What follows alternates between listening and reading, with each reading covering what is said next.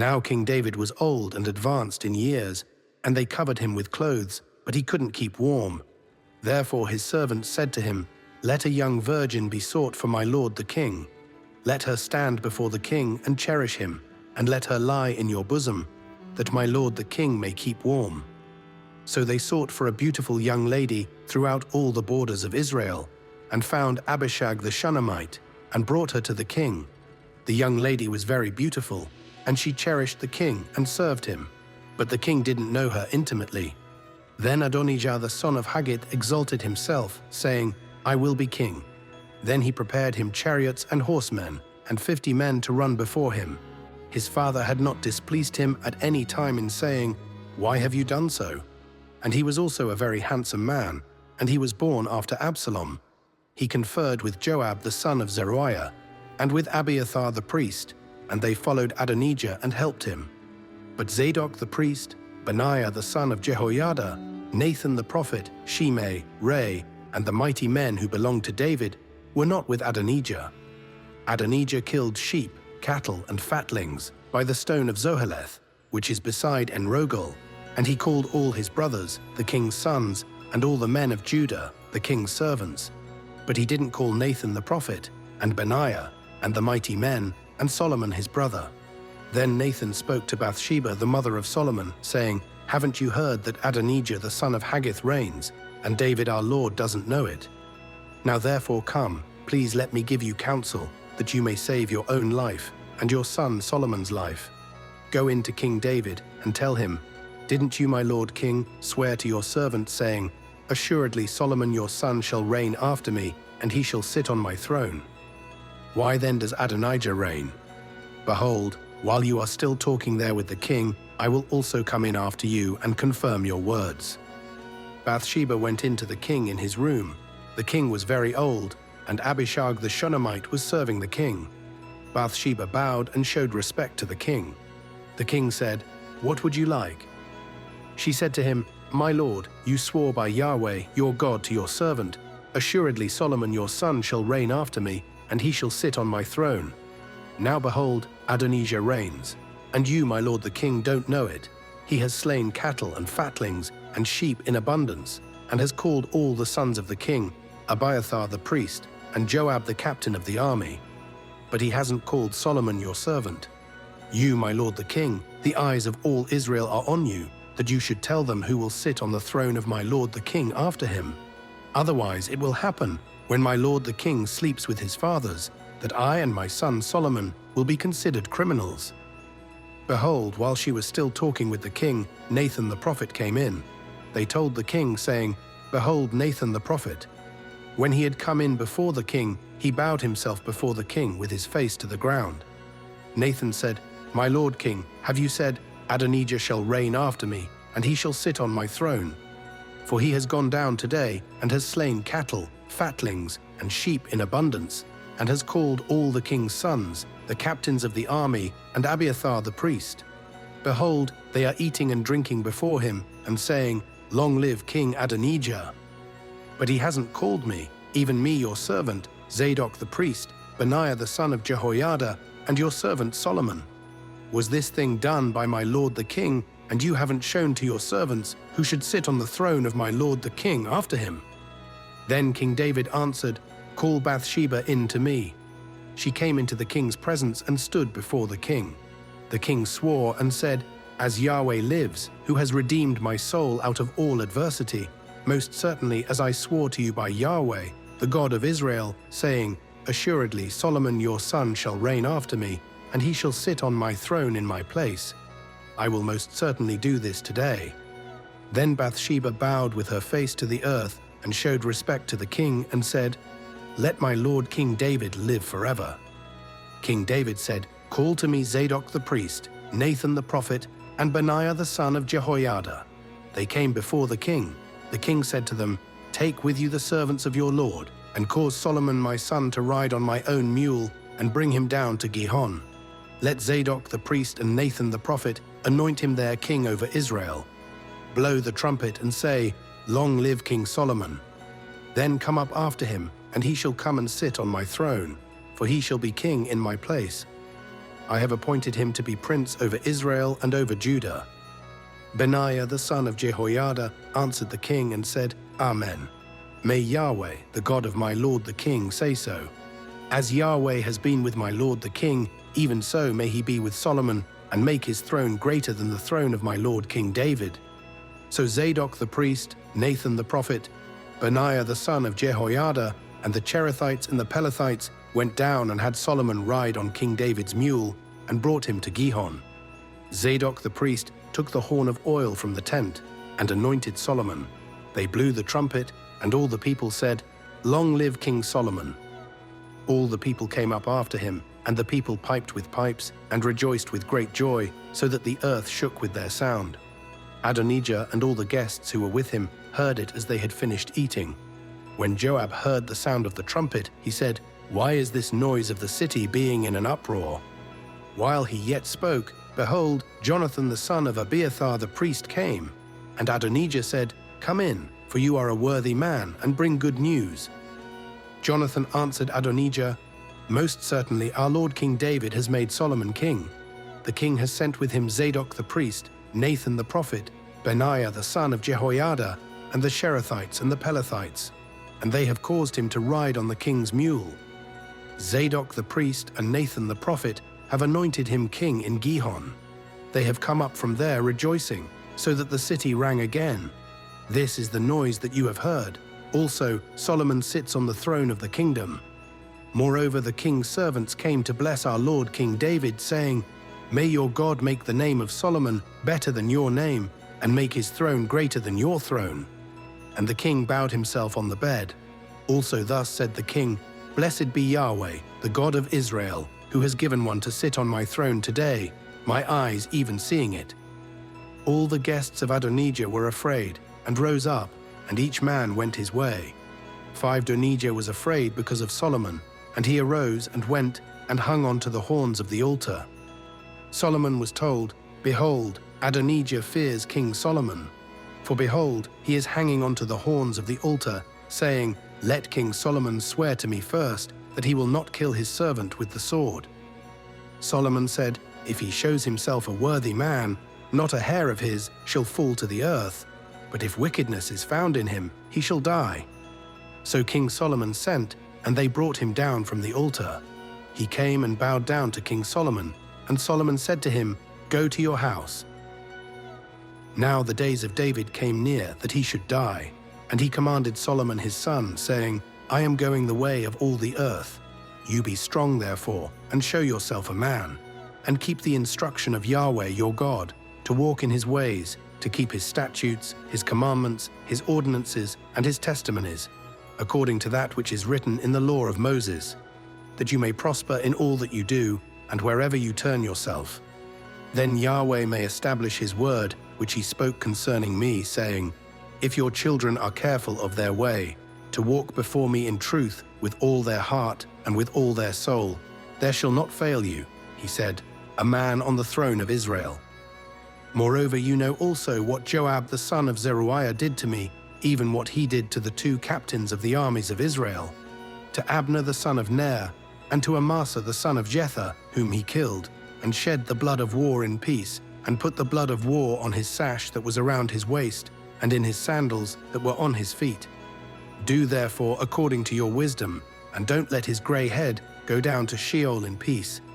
But show kindness to the sons of Barzillai the Gileadite, and let them be among those who eat at your table. For so they came to me when I fled from Absalom your brother. Behold, there is with you Shimei the son of Gera, the Benjamite of Bahurim, who cursed me with a grievous curse in the day when I went to Mahanaim. But he came down to meet me at the Jordan, and I swore to him by Yahweh, saying, I will not put you to death with the sword. Now therefore don't hold him guiltless, for you are a wise man, and you will know what you ought to do to him, and you shall bring his grey head down to Sheol with blood. David slept with his fathers, and was buried in David's city. The days that David reigned over Israel were 40 years. He reigned 7 years in Hebron, and he reigned 33 years in Jerusalem. Solomon sat on David his father's throne, and his kingdom was firmly established.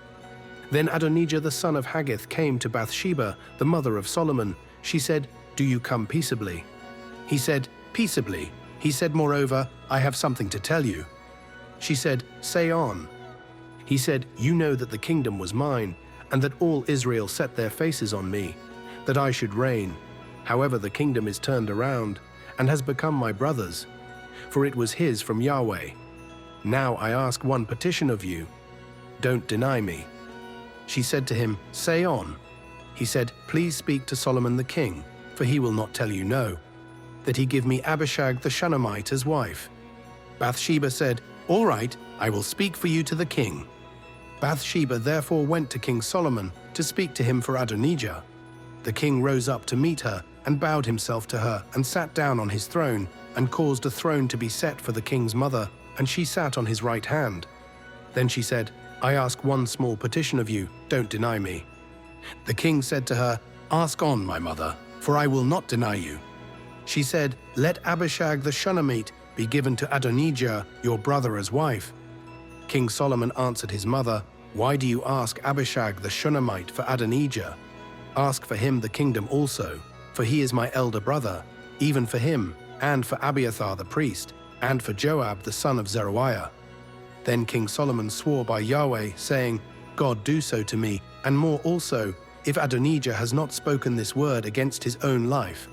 Now therefore, as Yahweh lives, who has established me, and set me on my father David's throne, and who has made me a house as he promised, surely Adonijah shall be put to death today." King Solomon sent Benaiah the son of Jehoiada, and he fell on him, so that he died. To Abiathar the priest the king said, "Go to Anathoth, to your own fields, for you are worthy of death. But I will not at this time put you to death, because you bore the Lord Yahweh's ark before David my father, and because you were afflicted in all in which my father was afflicted." So Solomon thrust Abiathar out from being priest to Yahweh, that he might fulfill Yahweh's word, which he spoke concerning the house of Eli in Shiloh. This news came to Joab, for Joab had followed Adonijah, although he didn't follow Absalom. Joab fled to Yahweh's tent and held onto the horns of the altar. King Solomon was told, "Joab has fled to Yahweh's tent, and behold, he is by the altar." Then Solomon sent Benaiah the son of Jehoiada, saying, "Go, fall on him." Benaiah came to Yahweh's tent and said to him, "The king says, 'Come out.'" He said, "No, but I will die here." Benaiah brought the king word again, saying, "This is what Joab said, and this is how he answered me." The king said to him, "Do as he has said, and fall on him, and bury him, that you may take away the blood which Joab shed without cause from me and from my father's house. Yahweh will return his blood on his own head, because he fell on 2 men more righteous and better than he, and killed them with the sword, and my father David didn't know it. Abner the son of Ner, captain of the army of Israel, and Amasa the son of Jether, captain of the army of Judah. So their blood will return on the head of Joab, and on the head of his offspring forever. But for David, for his offspring, for his house, and for his throne, there will be peace forever from Yahweh." Then Benaiah the son of Jehoiada went up and fell on him and killed him, and he was buried in his own house in the wilderness. The king put Benaiah the son of Jehoiada in his place over the army, and the king put Zadok the priest in the place of Abiathar. The king sent and called for Shimei, and said to him, "Build yourself a house in Jerusalem, and live there, and don't go anywhere else. For on the day you go out and pass over the brook Kidron, know for certain that you will surely die. Your blood will be on your own head." Shimei said to the king, "What you say is good. As my lord the king has said, so will your servant do." Shimei lived in Jerusalem many days. At the end of 3 years, 2 of Shimei's slaves ran away to Achish, son of Maacah, king of Gath. They told Shimei, saying, "Behold, your slaves are in Gath." Shimei arose, saddled his donkey, and went to Gath to Achish to seek his slaves, and Shimei went and brought his slaves from Gath. Solomon was told that Shimei had gone from Jerusalem to Gath and had come again. The king sent and called for Shimei, and said to him, "Didn't I adjure you by Yahweh, and warn you, saying, 'Know for certain that on the day you go out and walk anywhere else, you shall surely die'? You said to me, 'The saying that I have heard is good.' Why then have you not kept the oath of Yahweh and the commandment that I have instructed you with? The king said moreover to Shimei, "You know in your heart all the wickedness that you did to David my father. Therefore Yahweh will return your wickedness on your own head. But King Solomon will be blessed, and David's throne will be established before Yahweh forever." So the king commanded Benaiah the son of Jehoiada, and he went out and fell on him, so that he died. The kingdom was established in the hand of Solomon. Solomon made an alliance with Pharaoh king of Egypt, and took Pharaoh's daughter, and brought her into David's city, until he had finished building his own house, Yahweh's house, and the wall around Jerusalem. However, the people sacrificed in the high places, because there was not yet a house built for Yahweh's name. Solomon loved Yahweh, walking in the statutes of David his father, except that he sacrificed and burned incense in the high places. The king went to Gibeon to sacrifice there, for that was the great high place. Solomon offered 1,000 burnt offerings on that altar. In Gibeon, Yahweh appeared to Solomon in a dream by night, and God said, "Ask for what I should give you." Solomon said, "You have shown to your servant David, my father, great loving kindness, because he walked before you in truth, in righteousness, and in uprightness of heart with you. You have kept for him this great loving kindness, that you have given him a son to sit on his throne, as it is today. Now Yahweh my God, you have made your servant king instead of David my father. I am just a little child. I don't know how to go out or come in. Your servant is among your people which you have chosen, a great people that can't be numbered or counted for multitude. Give your servant therefore an understanding heart to judge your people, that I may discern between good and evil. For who is able to judge this great people of yours?" This request pleased the Lord, that Solomon had asked this thing.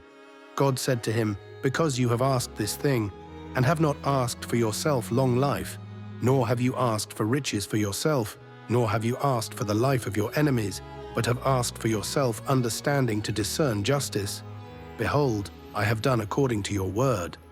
Behold, I have given you a wise and understanding heart, so that there has been no one like you before you, and after you none will arise like you. I have also given you that which you have not asked, both riches and honor, so that there will not be any among the kings like you for all your days. If you will walk in my ways, to keep my statutes and my commandments, as your father David walked, then I will lengthen your days." Solomon awoke, and behold, it was a dream. Then he came to Jerusalem, and stood before the ark of Yahweh's covenant, and offered up burnt offerings, offered peace offerings, and made a feast for all his servants. Then 2 women who were prostitutes came to the king and stood before him. The one woman said, "O my lord, I and this woman dwell in one house. I delivered a child with her in the house. The 3rd day after I delivered, this woman delivered also. We were together. There was no stranger with us in the house, just us 2 in the house. This woman's child died in the night because she lay on it. She arose at midnight and took my son from beside me, while your servant slept, and laid it in her bosom, and laid her dead child in my bosom. When I rose in the morning to nurse my child, behold, it was dead. But when I had looked at it in the morning, behold, it was not my son whom I bore." The other woman said, "No, but the living one is my son, and the dead one is your son." The first one said, "No, but the dead one is your son, and the living one is my son." They argued like this before the king. Then the king said, "One says, 'This is my son who lives, and your son is the dead.' And the other says, 'No, but your son is the dead one, and my son is the living one.' The king said, 'Get me a sword.' So they brought a sword before the king. The king said, 'Divide the living child in 2, and give half to the one, and half to the other.' Then the woman whose the living child was spoke to the king, for her heart yearned over her son, and she said, 'O my lord, give her the living child, and in no way kill him.' But the other said, 'He shall be neither mine nor yours. Divide him.' Then the king answered, 'Give her the living child, and definitely do not kill him. She is his mother.' All Israel heard of the judgment which the king had judged, and they feared the king, for they saw that the wisdom of God was in him to do justice. King Solomon was king over all Israel. These were the princes whom he had: Azariah the son of Zadok, the priest; Elihoreph and Ahijah, the sons of Shisha, scribes; Jehoshaphat the son of Ahilud, the recorder; Benaiah the son of Jehoiada was over the army; Zadok and Abiathar were priests. Azariah the son of Nathan was over the officers. Zabud the son of Nathan was chief minister, the king's friend. Ahishar was over the household, and Adoniram the son of Abda was over the men subject to forced labor. Solomon had 12 officers over all Israel who provided food for the king and his household. Each man had to make provision for a month in the year. These are their names: Ben-Hur in the hill country of Ephraim, Ben-Decker in Makaz, in Shalbim, Beth-Shemesh, and Elon-Beth-Hanan. Ben-Hesed in Arubboth, Soko and all the land of Hepher belonged to him. Ben-Abinadab in all the height of Dor, he had Taphath, Solomon's daughter, as wife. Baana the son of Ahilud in Taanach and Megiddo, and all Beth-Shean, which is beside Zarethan, beneath Jezreel, from Beth-Shean to Abel-Meholah, as far as beyond Jokmeam. Ben-Geber in Ramoth-Gilead, the towns of Jair the son of Manasseh, which are in Gilead, belonged to him, and the region of Argob, which is in Bashan, 60 great cities with walls and bronze bars, belonged to him. Ahinadab, the son of Iddo, in Mahanaim. Ahimaaz, in Naphtali, he also took Basemath, the daughter of Solomon, as wife. Baana, the son of Hushai, in Asher and Baaloth. Jehoshaphat, the son of Paruah, in Issachar. Shimei, the son of Elah, in Benjamin. Geber, the son of Uri, in the land of Gilead, the country of Sihon, king of the Amorites, and of Og, king of Bashan, and he was the only officer who was in the land. Judah and Israel were numerous as the sand which is by the sea in multitude, eating and drinking and making merry. Solomon ruled over all the kingdoms from the river to the land of the Philistines and to the border of Egypt. They brought tribute and served Solomon all the days of his life. Solomon's provision for one day was 30 kor of fine flour, 60 measures of meal, 10 head of fat cattle, 20 head of cattle out of the pastures, and 100 sheep, in addition to deer and gazelles and roebucks and fattened fowl. For he had dominion over all on this side the river, from Tifsah even to Gaza, over all the kings on this side the river. And he had peace on all sides around him. Judah and Israel lived safely, every man under his vine and under his fig tree, from Dan even to Beersheba, all the days of Solomon. Solomon had 40,000 stalls of horses for his chariots and 12,000 horsemen. Those officers provided food for King Solomon and for all who came to King Solomon's table, every man in his month. They let nothing be lacking. They also brought barley and straw for the horses and swift steeds to the place where the officers were, each man according to his duty. God gave Solomon abundant wisdom and understanding, and very great understanding, even as the sand that is on the seashore. Solomon's wisdom excelled the wisdom of all the children of the East and all the wisdom of Egypt. For he was wiser than all men, than Ethan the Ezrahite, Haman, Calcol, and Darda, the sons of Mahol, and his fame was in all the nations all around. He spoke 3,000 proverbs, and his songs numbered 1,005. He spoke of trees, from the cedar that is in Lebanon, even to the hyssop that grows out of the wall. He also spoke of animals, of birds, of creeping things, and of fish. People of all nations came to hear the wisdom of Solomon, sent by all kings of the earth, who had heard of his wisdom. Hiram, king of Tyre, sent his servants to Solomon, for he had heard that they had anointed him king in the place of his father, and Hiram had always loved David. Solomon sent to Hiram, saying, "You know that David my father could not build a house for the name of Yahweh his God, because of the wars which were around him on every side, until Yahweh put his enemies under the soles of his feet. But now Yahweh my God has given me rest on every side. There is no enemy and no evil occurrence. Behold, I intend to build a house for the name of Yahweh my God, as Yahweh spoke to David my father, saying, Your son, whom I will set on your throne in your place, shall build the house for my name. Now therefore command that cedar trees be cut for me out of Lebanon. My servants will be with your servants, and I will give you wages for your servants according to all that you say. For you know that there is nobody among us who knows how to cut timber like the Sidonians." When Hiram heard the words of Solomon, he rejoiced greatly and said, "Blessed is Yahweh today, who has given to David a wise son to rule over this great people." Hiram sent to Solomon, saying, "I have heard the message which you have sent to me. I will do all your desire concerning timber of cedar and concerning cypress timber. My servants will bring them down from Lebanon to the sea. I will make them into rafts to go by sea to the place that you specify to me, and will cause them to be broken up there, and you will receive them. You will accomplish my desire in giving food for my household. So Hiram gave Solomon cedar timber and cypress timber according to all his desire. Solomon gave Hiram 20,000 cors of wheat for food to his household, and 20 cors of pure oil. Solomon gave this to Hiram year by year. Yahweh gave Solomon wisdom, as he promised him. There was peace between Hiram and Solomon, and the two of them made a treaty together. King Solomon raised a levy out of all Israel, and the levy was 30,000 men. He sent them to Lebanon, 10,000 a month by courses. For a month they were in Lebanon, and 2 months at home. And Adoniram was over the men subject to forced labor. Solomon had 70,000 who bore burdens, and 80,000 who were stone cutters in the mountains. Besides Solomon's chief officers who were over the work, 3,300 who ruled over the people who labored in the work. The king commanded, and they cut out large stones, costly stones, to lay the foundation of the house with worked stone. Solomon's builders and Hiram's builders and the Gebalites cut them, and prepared the timber and the stones to build the house. In the 480th year after the children of Israel had come out of the land of Egypt, in the 4th year of Solomon's reign over Israel, in the month Ziv, which is the 2nd month, he began to build Yahweh's house. The house which King Solomon built for Yahweh had a length of 60 cubits, and its width 20, and its height 30 cubits. The porch in front of the temple of the house had a length of 20 cubits, which was along the width of the house. 10 cubits was its width in front of the house. He made windows of fixed lattice work for the house.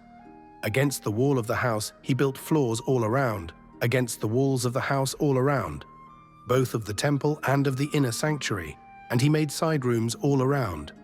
The lowest floor was 5 cubits wide, and the middle was 6 cubits wide, and the third was 7 cubits wide. For on the outside he made offsets in the wall of the house all around, that the beams should not be inserted into the walls of the house. The house, when it was under construction, was built of stone prepared at the quarry, and no hammer or axe or any tool of iron was heard in the house while it was under construction. The door for the middle side rooms was in the right side of the house. They went up by winding stairs into the middle floor, and out of the middle into the third. So he built the house and finished it. And he covered the house with beams and planks of cedar. He built the floors all along the house, each 5 cubits high, and they rested on the house with timbers of cedar.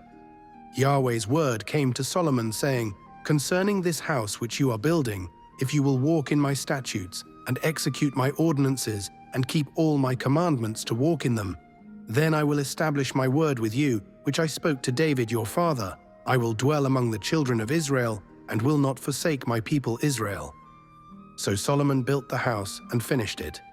He built the walls of the house within with boards of cedar. From the floor of the house to the walls of the ceiling, he covered them on the inside with wood. And he covered the floor of the house with cypress boards. He built 20 cubits on the back part of the house with boards of cedar from the floor to the ceiling. He built them for it within, for an inner sanctuary, even for the most holy place. In front of the temple, sanctuary was 40 cubits. There was cedar on the house within, carved with buds and open flowers. All was cedar. No stone was visible. He prepared an inner sanctuary in the middle of the house within, to set the ark of Yahweh's covenant there.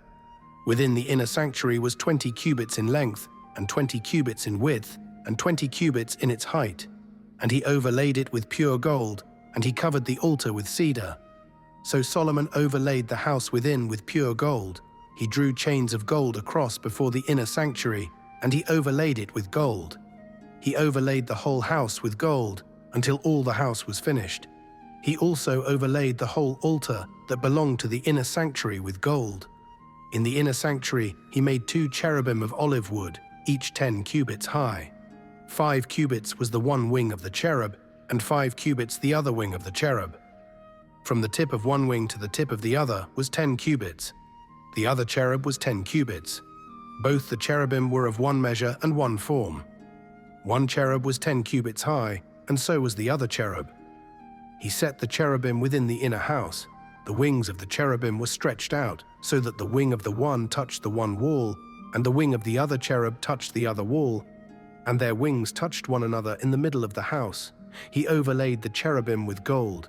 He carved all the walls of the house around with carved figures of cherubim, palm trees, and open flowers, inside and outside. He overlaid the floor of the house with gold, inside and outside. For the entrance of the inner sanctuary, he made doors of olive wood. The lintel and doorposts were a fifth part of the wall. So he made 2 doors of olive wood, and he carved on them carvings of cherubim, palm trees, and open flowers, and overlaid them with gold. He spread the gold on the cherubim and on the palm trees. He also did so for the entrance of the temple doorposts of olive wood, out of a 4th part of the wall, and 2 doors of cypress wood. The 2 leaves of the one door were folding, and the 2 leaves of the other door were folding. He carved cherubim, palm trees, and open flowers, and he overlaid them with gold fitted on the engraved work. He built the inner court with 3 courses of cut stone and a course of cedar beams. The foundation of Yahweh's house was laid in the 4th year, in the month Ziv. In the 11th year, in the month Bul, which is the 8th month, the house was finished throughout all its parts, and according to all its specifications, so he spent 7 years building it. Solomon was building his own house 13 years, and he finished all his house. For he built the house of the forest of Lebanon. Its length was 100 cubits, its width 50 cubits, and its height 30 cubits, on 4 rows of cedar pillars, with cedar beams on the pillars. It was covered with cedar above, over the 45 beams that were on the pillars, 15 in a row. There were beams in 3 rows, and window was facing window in 3 ranks. All the doors and posts were made square with beams, and window was facing window in 3 ranks. He made the porch of pillars. Its length was 50 cubits, and its width 30 cubits, with a porch before them, and pillars and a threshold before them. He made the porch of the throne where he was to judge, even the porch of judgment, and it was covered with cedar from floor to floor. His house where he was to dwell, the other court within the porch, was of the like work. He made also a house for Pharaoh's daughter, whom Solomon had taken as wife, like this porch. All these were of costly stones, even of cut stone according to measure, sawed with saws inside and outside, even from the foundation to the coping, and so on the outside to the great court. The foundation was of costly stones, even great stones, stones of 10 cubits, and stones of 8 cubits. Above were costly stones, even cut stone, according to measure, and cedar wood. The great court around had 3 courses of cut stone and a course of cedar beams, like the inner court of Yahweh's house and the porch of the house. King Solomon sent and brought Hiram out of Tyre. He was the son of a widow of the tribe of Naphtali, and his father was a man of Tyre, a worker in bronze, and he was filled with wisdom and understanding and skill to work all works in bronze. He came to King Solomon and performed all his work. For he fashioned the 2 pillars of bronze, 18 cubits high apiece, and a line of 12 cubits encircled either of them. He made 2 capitals of molten bronze to set on the tops of the pillars. The height of the one capital was 5 cubits, and the height of the other capital was 5 cubits. There were nets of checkerwork and wreaths of chainwork for the capitals which were on the top of the pillars, 7 for the one capital and 7 for the other capital. So he made the pillars, and there were 2 rows around on the one network to cover the capitals that were on the top of the pillars, and he did so for the other capital. The capitals that were on the top of the pillars in the porch were of lily work, 4 cubits. There were capitals above also on the 2 pillars, close by the belly which was beside the network. There were 200 pomegranates in rows around the other capital. He set up the pillars at the porch of the temple. He set up the right pillar and called its name Jachin, and he set up the left pillar and called its name Boaz. On the top of the pillars was lily work, so the work of the pillars was finished. He made the molten sea of 10 cubits from brim to brim, round in shape. Its height was 5 cubits, and a line of 30 cubits encircled it. Under its brim around there were buds which encircled it for 10 cubits, encircling the sea. The buds were in 2 rows, cast when it was cast. It stood on 12 oxen, 3 looking toward the north and 3 looking toward the west, and 3 looking toward the south, and 3 looking toward the east. And the sea was set on them above, and all their hindquarters were inward. It was a hand-width thick. Its brim was worked like the brim of a cup, like the flower of a lily. It held 2,000 baths. He made the 10 bases of bronze. The length of one base was 4 cubits, 4 cubits its width, and 3 cubits its height. The work of the bases was like this. They had panels, and there were panels between the ledges, and on the panels that were between the ledges were lions, oxen, and cherubim. And on the ledges there was a pedestal above, and beneath the lions and oxen were wreaths of hanging work. Every base had 4 bronze wheels and axles of bronze, and the 4 feet of it had supports. The supports were cast beneath the basin, with wreaths at the side of each. Its mouth within the capital and above was a cubit. Its mouth was round after the work of a pedestal, a cubit and a half, and also on its mouth were engravings, and their panels were square, not round. The 4 wheels were underneath the panels, and the axles of the wheels were in the base. The height of a wheel was a cubit and half a cubit. The work of the wheels was like the work of a chariot wheel. Their axles and their rims and their spokes and their naves were all of cast metal. There were 4 supports at the 4 corners of each base. Its supports were of the base itself. In the top of the base there was a round band half a cubit high, and on the top of the base its supports and its panels were the same. On the plates of its supports and on its panels he engraved cherubim, lions, and palm trees, each in its space, with wreaths all around.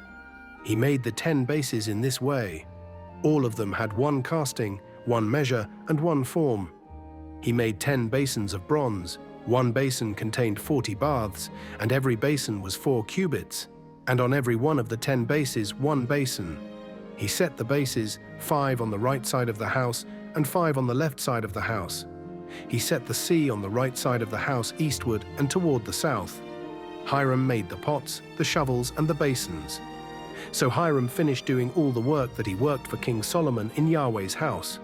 The 2 pillars, the 2 bowls of the capitals that were on the top of the pillars, the 2 networks to cover the 2 bowls of the capitals that were on the top of the pillars, the 400 pomegranates for the 2 networks, 2 rows of pomegranates for each network to cover the 2 bowls of the capitals that were on the pillars, the 10 bases, the 10 basins on the bases, the 1 sea, the 12 oxen under the sea, the pots, the shovels, and the basins.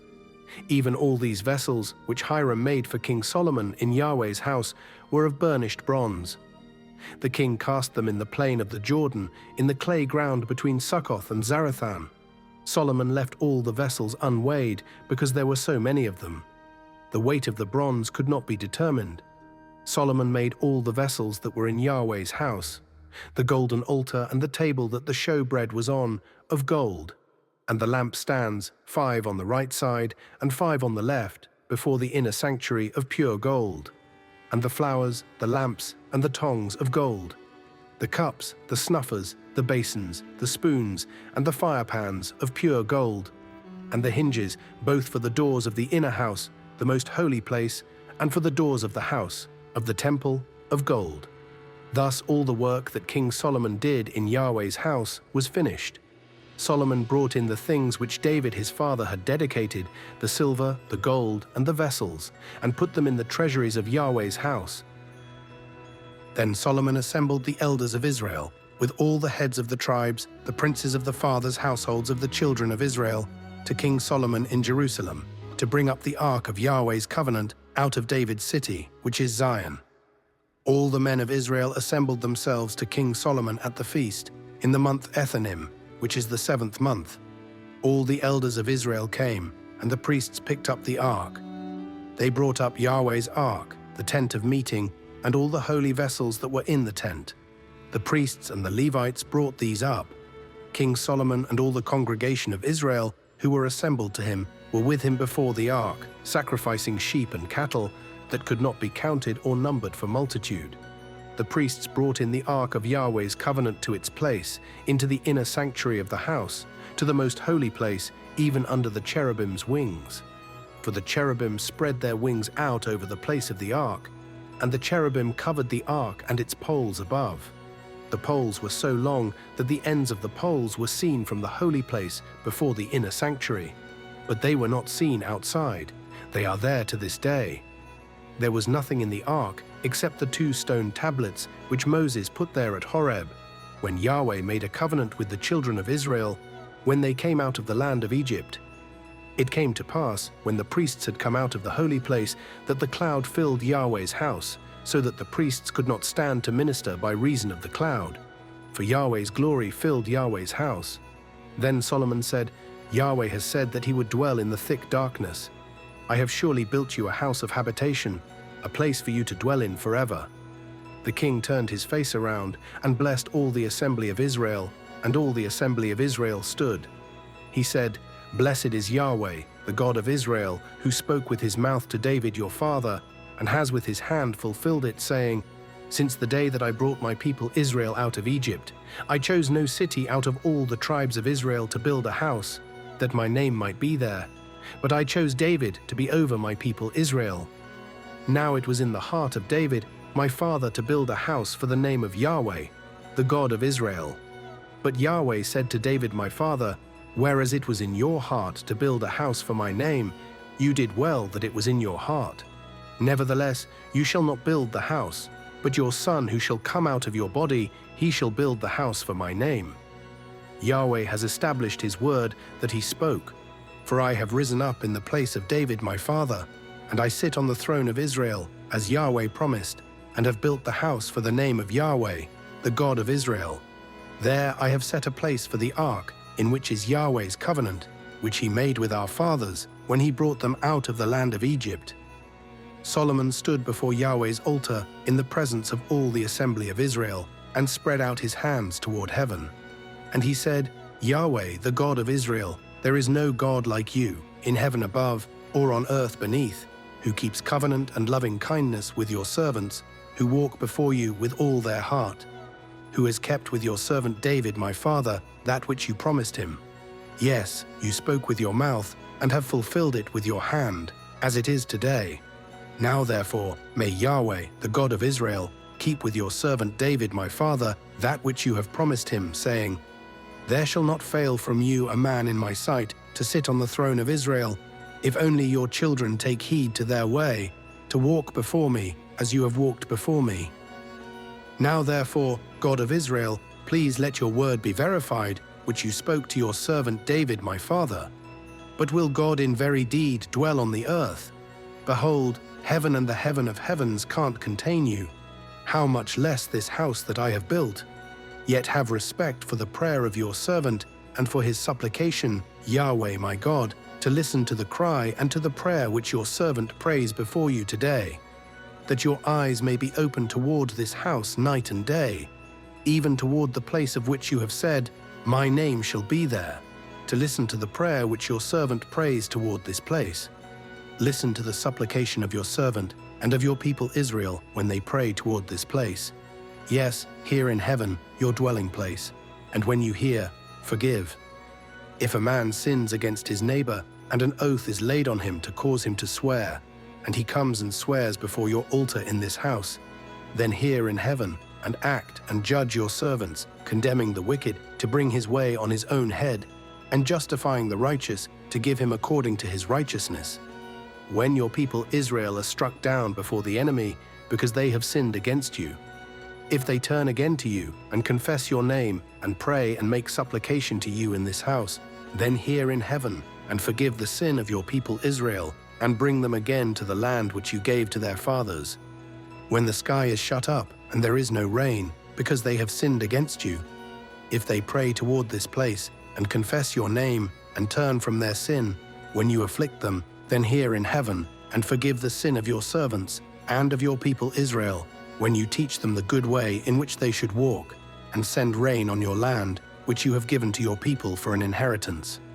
If there is famine in the land, if there is pestilence, if there is blight, mildew, locust, or caterpillar, if their enemy besieges them in the land of their cities, whatever plague, whatever sickness there is, whatever prayer and supplication is made by any man or by all your people Israel, who shall each know the plague of his own heart, and spread out his hands toward this house, then hear in heaven, your dwelling place, and forgive and act, and give to every man according to all his ways, whose heart you know. For you, even you only, know the hearts of all the children of men, that they may fear you all the days that they live in the land which you gave to our fathers. Moreover, concerning the foreigner who is not of your people Israel, when he comes out of a far country for your name's sake, for they shall hear of your great name, and of your mighty hand, and of your outstretched arm, when he comes and prays toward this house. Hear in heaven your dwelling place, and do according to all that the foreigner calls to you for, that all the peoples of the earth may know your name, to fear you, as do your people Israel, and that they may know that this house which I have built is called by your name. If your people go out to battle against their enemy, by whatever way you shall send them, and they pray to Yahweh toward the city which you have chosen, and toward the house which I have built for your name, then hear in heaven their prayer and their supplication, and maintain their cause. If they sin against you, for there is no man who doesn't sin, and you are angry with them, and deliver them to the enemy, so that they carry them away captive to the land of the enemy, far off or near. Yet if they repent in the land where they are carried captive, and turn again, and make supplication to you in the land of those who carried them captive, saying, We have sinned, and have done perversely, we have dealt wickedly. If they return to you with all their heart, and with all their soul in the land of their enemies, who carried them captive, and pray to you toward their land, which you gave to their fathers, the city which you have chosen, and the house which I have built for your name, then hear their prayer and their supplication in heaven, your dwelling place, and maintain their cause, and forgive your people who have sinned against you, and all their transgressions in which they have transgressed against you, and give them compassion before those who carried them captive, that they may have compassion on them. For they are your people and your inheritance, which you brought out of Egypt, from the middle of the iron furnace, that your eyes may be open to the supplication of your servant, and to the supplication of your people Israel, to listen to them whenever they cry to you. For you separated them from among all the peoples of the earth to be your inheritance, as you spoke by Moses your servant, when you brought our fathers out of Egypt, Lord Yahweh. It was so that when Solomon had finished praying all this prayer and supplication to Yahweh, he arose from before Yahweh's altar, from kneeling on his knees with his hands spread out toward heaven. He stood and blessed all the assembly of Israel with a loud voice, saying, Blessed be Yahweh, who has given rest to his people Israel according to all that he promised. There has not failed one word of all his good promise, which he promised by Moses his servant. May Yahweh our God be with us, as he was with our fathers. Let him not leave us or forsake us, that he may incline our hearts to him, to walk in all his ways, and to keep his commandments, and his statutes, and his ordinances, which he commanded our fathers. Let these my words, with which I have made supplication before Yahweh, be near to Yahweh our God day and night, that he may maintain the cause of his servant, and the cause of his people Israel, as every day requires, that all the peoples of the earth may know that Yahweh himself is God. There is no one else. Let your heart therefore be perfect with Yahweh our God, to walk in his statutes and to keep his commandments as it is today. The king and all Israel with him offered sacrifice before Yahweh. Solomon offered for the sacrifice of peace offerings, which he offered to Yahweh, 22,000 head of cattle and 120,000 sheep. So the king and all the children of Israel dedicated Yahweh's house. The same day the king made the middle of the court holy that was before Yahweh's house. For there he offered the burnt offering, and the meal offering, and the fat of the peace offerings, because the bronze altar that was before Yahweh was too little to receive the burnt offering, the meal offering, and the fat of the peace offerings. So Solomon held the feast at that time, and all Israel with him, a great assembly, from the entrance of Hamath to the brook of Egypt, before Yahweh our God, 7 days and 7 more days, even 14 days. On the 8th day he sent the people away, and they blessed the king and went to their tents joyful and glad in their hearts for all the goodness that Yahweh had shown to David his servant and to Israel his people. When Solomon had finished the building of Yahweh's house, the king's house, and all Solomon's desire which he was pleased to do, Yahweh appeared to Solomon the second time, as he had appeared to him at Gibeon. Yahweh said to him, I have heard your prayer and your supplication that you have made before me. I have made this house holy, which you have built, to put my name there forever, and my eyes and my heart shall be there perpetually. As for you, if you will walk before me, as David your father walked, in integrity of heart and in uprightness, to do according to all that I have commanded you, and will keep my statutes and my ordinances, then I will establish the throne of your kingdom over Israel forever, as I promised to David your father, saying, There shall not fail from you a man on the throne of Israel. But if you turn away from following me, you or your children, and not keep my commandments and my statutes which I have set before you, but go and serve other gods and worship them, then I will cut off Israel out of the land which I have given them, and I will cast this house, which I have made holy for my name, out of my sight. And Israel will be a proverb and a byword among all peoples. Though this house is so high, yet everyone who passes by it will be astonished and hiss. And they will say, Why has Yahweh done this to this land and to this house? And they will answer, Because they abandoned Yahweh their God, who brought their fathers out of the land of Egypt, and embraced other gods, and worshipped them, and served them. Therefore Yahweh has brought all this evil on them. At the end of 20 years, in which Solomon had built the two houses, Yahweh's house and the king's house, now Hiram the king of Tyre had furnished Solomon with cedar trees and cypress trees, and with gold according to all his desire, King Solomon gave Hiram 20 cities in the land of Galilee. Hiram came out of Tyre to see the cities which Solomon had given him, and they didn't please him. He said, What cities are these which you have given me, my brother? He called them the land of Cabul to this day. Hiram sent to the king 120 talents of gold.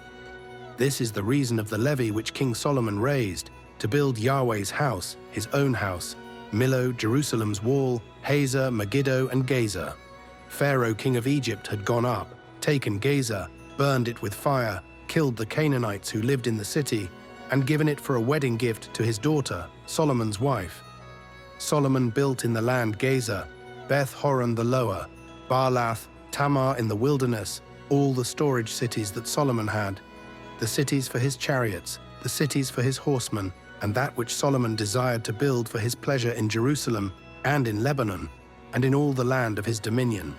As for all the people who were left of the Amorites, the Hittites, the Perizzites, the Hivites, and the Jebusites, who were not of the children of Israel, their children who were left after them in the land, whom the children of Israel were not able utterly to destroy, of them Solomon raised a levy of bondservants to this day.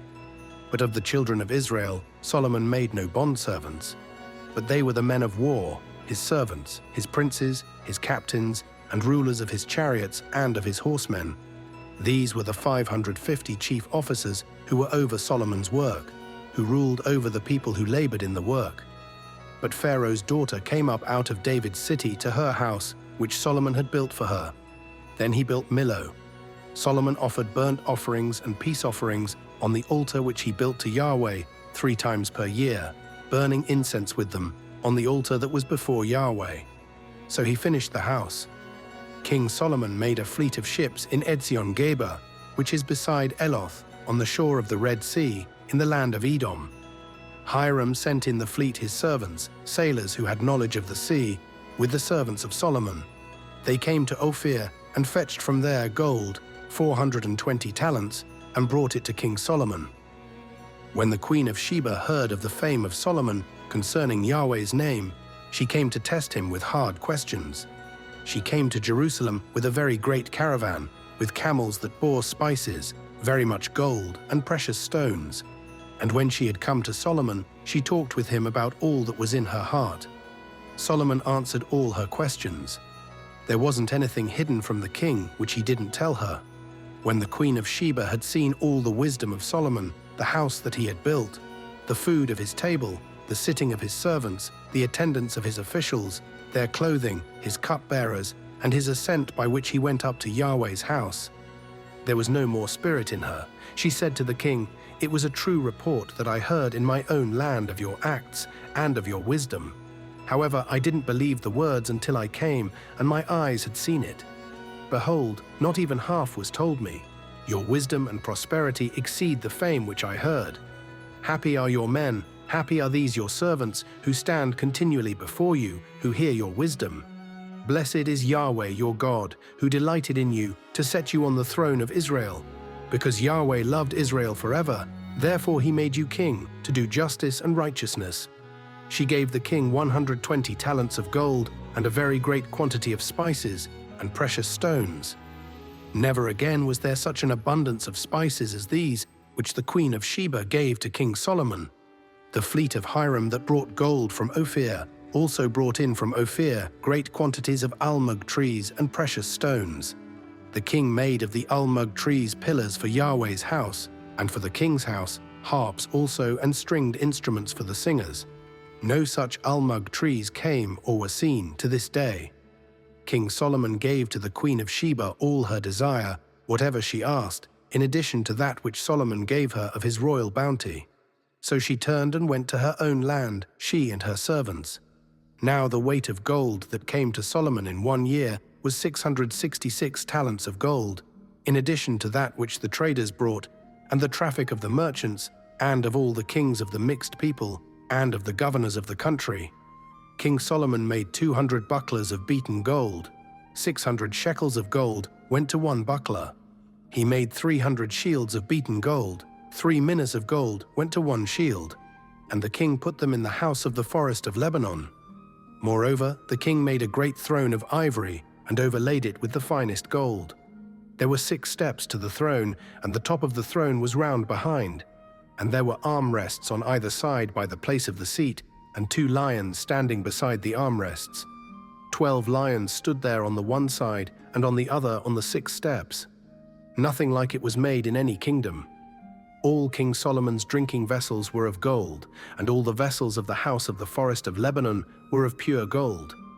None were of silver, because it was considered of little value in the days of Solomon. For the king had a fleet of Tarshish at sea, with Hiram's fleet. Once every 3 years the fleet of Tarshish came, bringing gold, silver, ivory, apes, and peacocks. So King Solomon exceeded all the kings of the earth in riches and in wisdom. All the earth sought the presence of Solomon to hear his wisdom, which God had put in his heart. Year after year, every man brought his tribute, vessels of silver, vessels of gold, clothing, armor, spices, horses, and mules. Solomon gathered together chariots and horsemen. He had 1,400 chariots and 12,000 horsemen that he kept in the chariot cities and with the king at Jerusalem. The king made silver as common as stones in Jerusalem, and cedars as common as the sycamore trees that are in the lowland. The horses which Solomon had were brought out of Egypt. The king's merchants received them in droves, each drove at a price. A chariot came up and went out of Egypt for 600 shekels of silver, and a horse for 150 shekels. And so they exported them to all the kings of the Hittites and to the kings of Syria. Now King Solomon loved many foreign women, together with the daughter of Pharaoh, women of the Moabites, Ammonites, Edomites, Sidonians, and Hittites, of the nations concerning which Yahweh said to the children of Israel, "You shall not go among them, neither shall they come among you, for surely they will turn away your heart after their gods." Solomon joined to these in love. He had 700 wives, princesses, and 300 concubines. His wives turned his heart away. When Solomon was old, his wives turned away his heart after other gods, and his heart was not perfect with Yahweh his God, as the heart of David his father was. For Solomon went after Ashtoreth the goddess of the Sidonians, and after Milcom the abomination of the Ammonites. Solomon did that which was evil in Yahweh's sight, and didn't go fully after Yahweh, as David his father did. Then Solomon built a high place for Chemosh, the abomination of Moab, on the mountain that is before Jerusalem, and for Molech, the abomination of the children of Ammon. So he did for all his foreign wives, who burned incense and sacrificed to their gods. Yahweh was angry with Solomon because his heart was turned away from Yahweh, the God of Israel, who had appeared to him twice and had commanded him concerning this thing, that he should not go after other gods. But he didn't keep that which Yahweh commanded. Therefore Yahweh said to Solomon, "Because this is done by you, and you have not kept my covenant and my statutes, which I have commanded you, I will surely tear the kingdom from you, and will give it to your servant. Nevertheless, I will not do it in your days, for David your father's sake, but I will tear it out of your son's hand. However, I will not tear away all the kingdom, but I will give one tribe to your son, for David my servant's sake, and for Jerusalem's sake, which I have chosen." Yahweh raised up an adversary to Solomon, Hadad the Edomite. He was one of the king's offspring in Edom. For when David was in Edom, and Joab the captain of the army had gone up to bury the slain, and had struck every male in Edom. For Joab and all Israel remained there 6 months, until he had cut off every male in Edom. Hadad fled, he and certain Edomites of his father's servants with him, to go into Egypt when Hadad was still a little child. They arose out of Midian and came to Paran, and they took men with them out of Paran, and they came to Egypt, to Pharaoh king of Egypt, who gave him a house, and appointed him food, and gave him land. Hadad found great favor in the sight of Pharaoh, so that he gave him as wife the sister of his own wife, the sister of Tahpenes the queen. The sister of Tahpenes bore him Genubath his son, whom Tahpenes weaned in Pharaoh's house, and Genubath was in Pharaoh's house among the sons of Pharaoh. When Hadad heard in Egypt that David slept with his fathers, and that Joab the captain of the army was dead, Hadad said to Pharaoh, "Let me depart, that I may go to my own country." Then Pharaoh said to him, "But what have you lacked with me, that behold, you seek to go to your own country?" He answered, "Nothing, however, only let me depart." God raised up an adversary to him, Rezin the son of Eliada, who had fled from his lord Hadadezer king of Zobah. He gathered men to himself, and became captain over a troop, when David killed them of Zobah. They went to Damascus, and lived there, and reigned in Damascus. He was an adversary to Israel all the days of Solomon, in addition to the mischief of Hadad. He abhorred Israel, and reigned over Syria. Jeroboam the son of Nebat, an Ephraimite of Zeradah, a servant of Solomon, whose mother's name was Zeruah, a widow, also lifted up his hand against the king. This was the reason why he lifted up his hand against the king. Solomon built Millo, and repaired the breach of his father David's city. The man Jeroboam was a mighty man of valor, and Solomon saw the young man that he was industrious, and he put him in charge of all the labor of the house of Joseph. At that time, when Jeroboam went out of Jerusalem, the prophet Ahijah the Shilonite found him on the way. Now Ahijah had clad himself with a new garment, and the two of them were alone in the field. Ahijah took the new garment that was on him, and tore it in 12 pieces. He said to Jeroboam, "Take 10 pieces, for Yahweh, the God of Israel, says, Behold, I will tear the kingdom out of the hand of Solomon, and will give 10 tribes to you. But he shall have 1 tribe, for my servant David's sake, and for Jerusalem's sake, the city which I have chosen out of all the tribes of Israel. Because they have forsaken me, and have worshipped Ashtoreth, the goddess of the Sidonians, Chemosh, the god of Moab, and Milcom, the god of the children of Ammon. They have not walked in my ways, to do that which is right in my eyes, and to keep my statutes and my ordinances, as David his father did. However, I will not take the whole kingdom out of his hand, but I will make him prince all the days of his life, for David my servant's sake, whom I chose, who kept my commandments and my statutes. But I will take the kingdom out of his son's hand, and will give it to you, even 10 tribes. I will give 1 tribe to his son, that David my servant may have a lamp always before me in Jerusalem, the city which I have chosen for myself to put my name there. I will take you, and you shall reign according to all that your soul desires, and shall be king over Israel.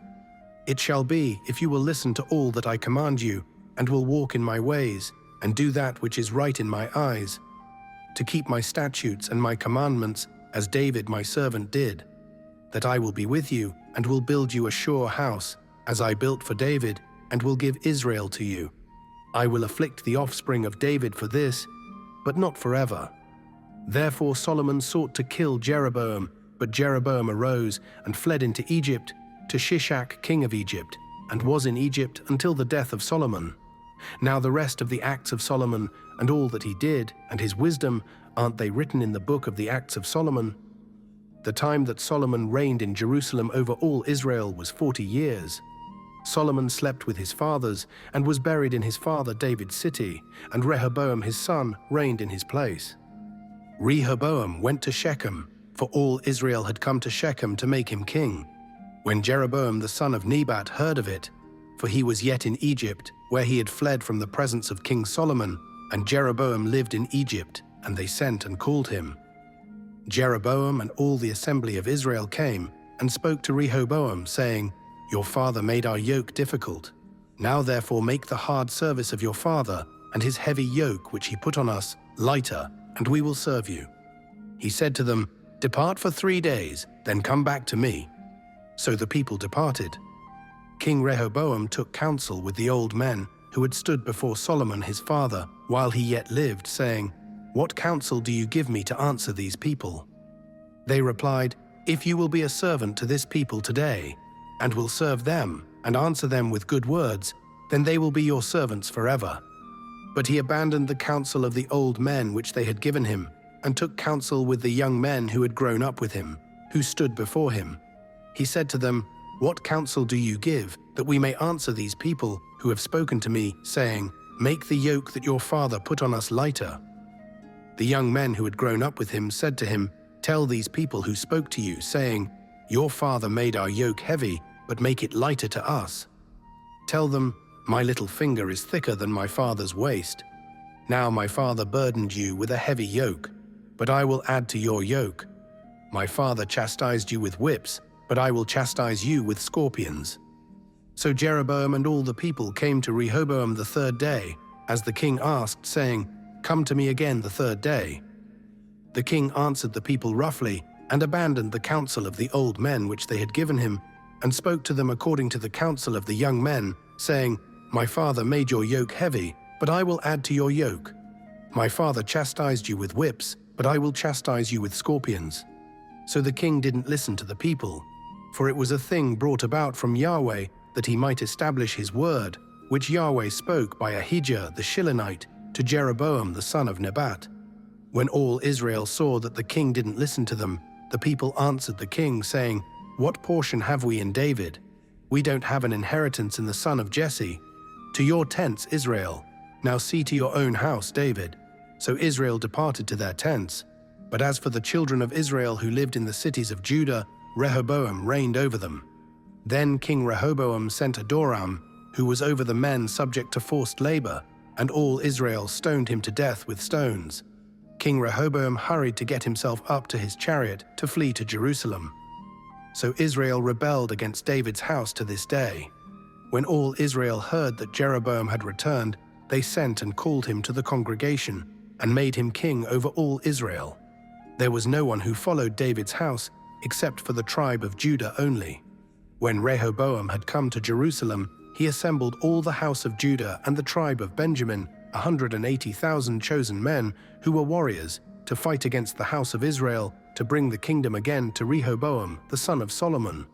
But the word of God came to Shemaiah the man of God, saying, "Speak to Rehoboam the son of Solomon, king of Judah, and to all the house of Judah and Benjamin, and to the rest of the people, saying, Yahweh says, you shall not go up or fight against your brothers, the children of Israel. Everyone return to his house, for this thing is from me." So they listened to Yahweh's word and returned and went their way according to Yahweh's word.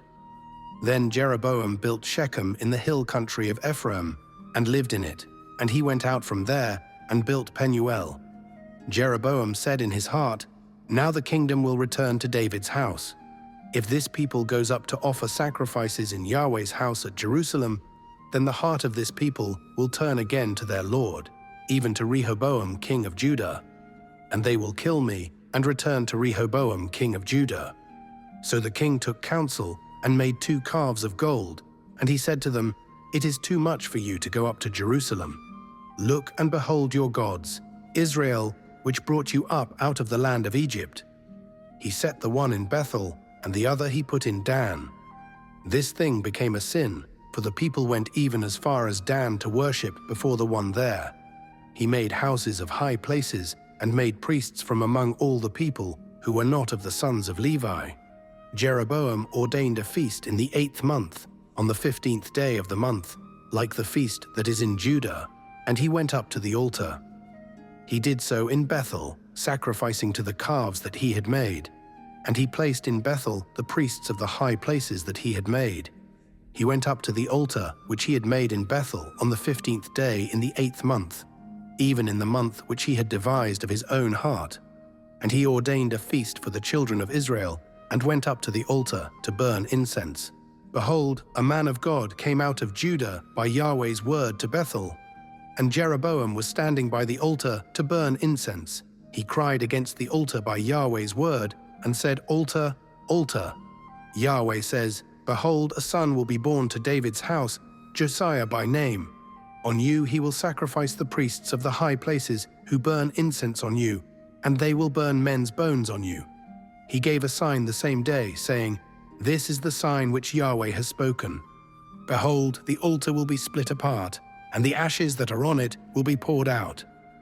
When the king heard the saying of the man of God, which he cried against the altar in Bethel, Jeroboam put out his hand from the altar, saying, Seize him. His hand which he put out against him dried up, so that he could not draw it back again to himself. The altar was also split apart, and the ashes poured out from the altar, according to the sign which the man of God had given by Yahweh's word. The king answered the man of God, Now intercede for the favor of Yahweh your God, and pray for me, that my hand may be restored me again. The man of God interceded with Yahweh, and the king's hand was restored to him again, and became as it was before. The king said to the man of God, Come home with me, and refresh yourself, and I will give you a reward. The man of God said to the king, Even if you gave me half of your house, I would not go in with you. Neither would I eat bread, nor drink water in this place. For so was it commanded me by Yahweh's word, saying, You shall eat no bread, drink no water, and don't return by the way that you came. So he went another way, and didn't return by the way that he came to Bethel. Now an old prophet lived in Bethel, and one of his sons came and told him all the works that the man of God had done that day in Bethel. They also told their father the words which he had spoken to the king. Their father said to them, Which way did he go? Now his sons had seen which way the man of God went, who came from Judah. He said to his sons, Saddle the donkey for me. So they saddled the donkey for him, and he rode on it. He went after the man of God, and found him sitting under an oak. He said to him, Are you the man of God who came from Judah? He said, I am. Then he said to him, Come home with me, and eat bread. He said, I may not return with you, nor go in with you. I will not eat bread or drink water with you in this place. For it was said to me by Yahweh's word, You shall eat no bread or drink water there, and don't turn again to go by the way that you came. He said to him, I also am a prophet as you are, and an angel spoke to me by Yahweh's word, saying, Bring him back with you into your house, that he may eat bread and drink water. He lied to him. So he went back with him, ate bread in his house, and drank water. As they sat at the table, Yahweh's word came to the prophet who brought him back. And he cried out to the man of God, who came from Judah, saying, Yahweh says, Because you have been disobedient to Yahweh's mouth, and have not kept the commandment which Yahweh your God commanded you, but came back, and have eaten bread and drank water in the place of which he said to you, Eat no bread and drink no water. Your body will not come to the tomb of your fathers. After he had eaten bread, and after he drank, he saddled the donkey for the prophet whom he had brought back. When he had gone, a lion met him by the way and killed him. His body was thrown on the path, and the donkey stood by it. The lion also stood by the body. Behold, men passed by, and saw the body thrown on the path, and the lion standing by the body, and they came and told it in the city where the old prophet lived. When the prophet who brought him back from the way heard of it, he said, It is the man of God who was disobedient to Yahweh's mouth. Therefore Yahweh has delivered him to the lion, which has mauled him and slain him, according to Yahweh's word, which he spoke to him. He said to his sons, saying, Saddle the donkey for me, and they saddled it. He went and found his body thrown on the path, and the donkey and the lion standing by the body. The lion had not eaten the body, nor mauled the donkey. The prophet took up the body of the man of God, and laid it on the donkey, and brought it back. He came to the city of the old prophet to mourn and to bury him. He laid his body in his own grave, and they mourned over him, saying, "Alas, my brother." After he had buried him, he spoke to his sons, saying, "When I am dead, bury me in the tomb in which the man of God is buried. Lay my bones beside his bones. For the saying which he cried by Yahweh's word against the altar in Bethel and against all the houses of the high places which are in the cities of Samaria will surely happen." After this thing, Jeroboam didn't return from his evil way, but again made priests of the high places from among all the people. Whoever wanted to, he consecrated him, that there might be priests of the high places. This thing became sin to the house of Jeroboam, even to cut it off, and to destroy it from off the surface of the earth. At that time Abijah the son of Jeroboam became sick. Jeroboam said to his wife, "Please get up and disguise yourself, so that you won't be recognized as Jeroboam's wife. Go to Shiloh.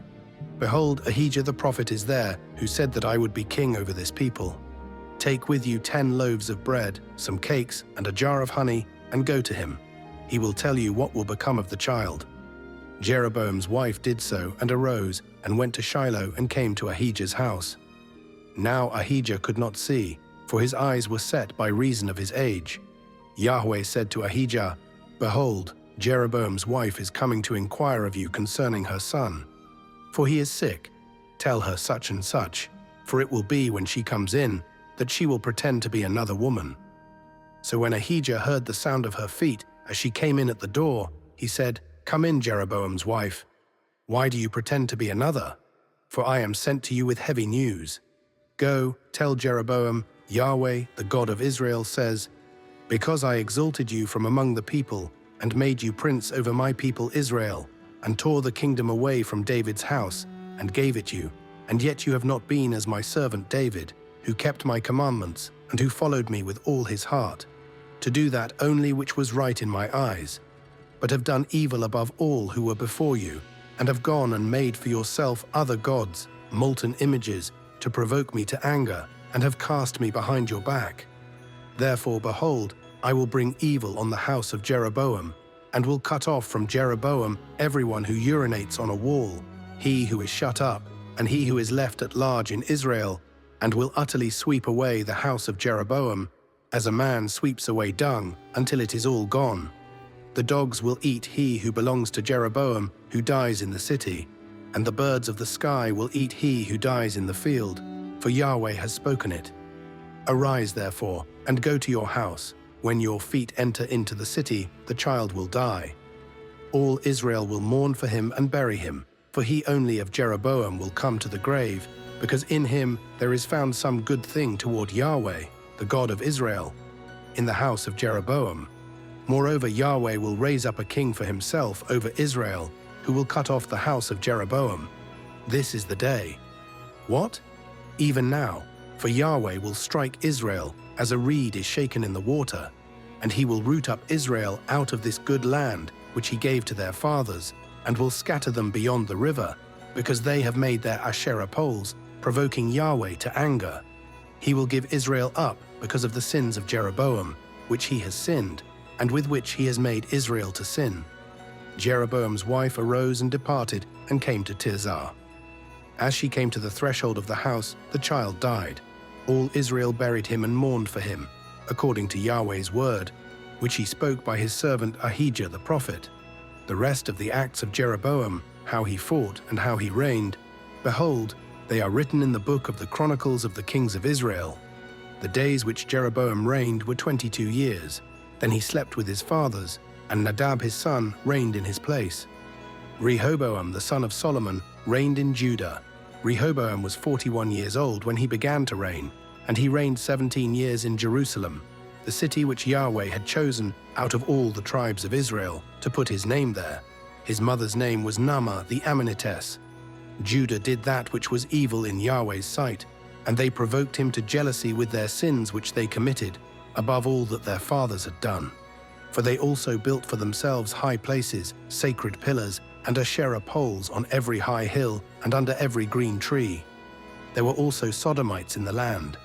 They did according to all the abominations of the nations which Yahweh drove out before the children of Israel. In the 5th year of King Rehoboam, Shishak king of Egypt came up against Jerusalem, and he took away the treasures of Yahweh's house and the treasures of the king's house.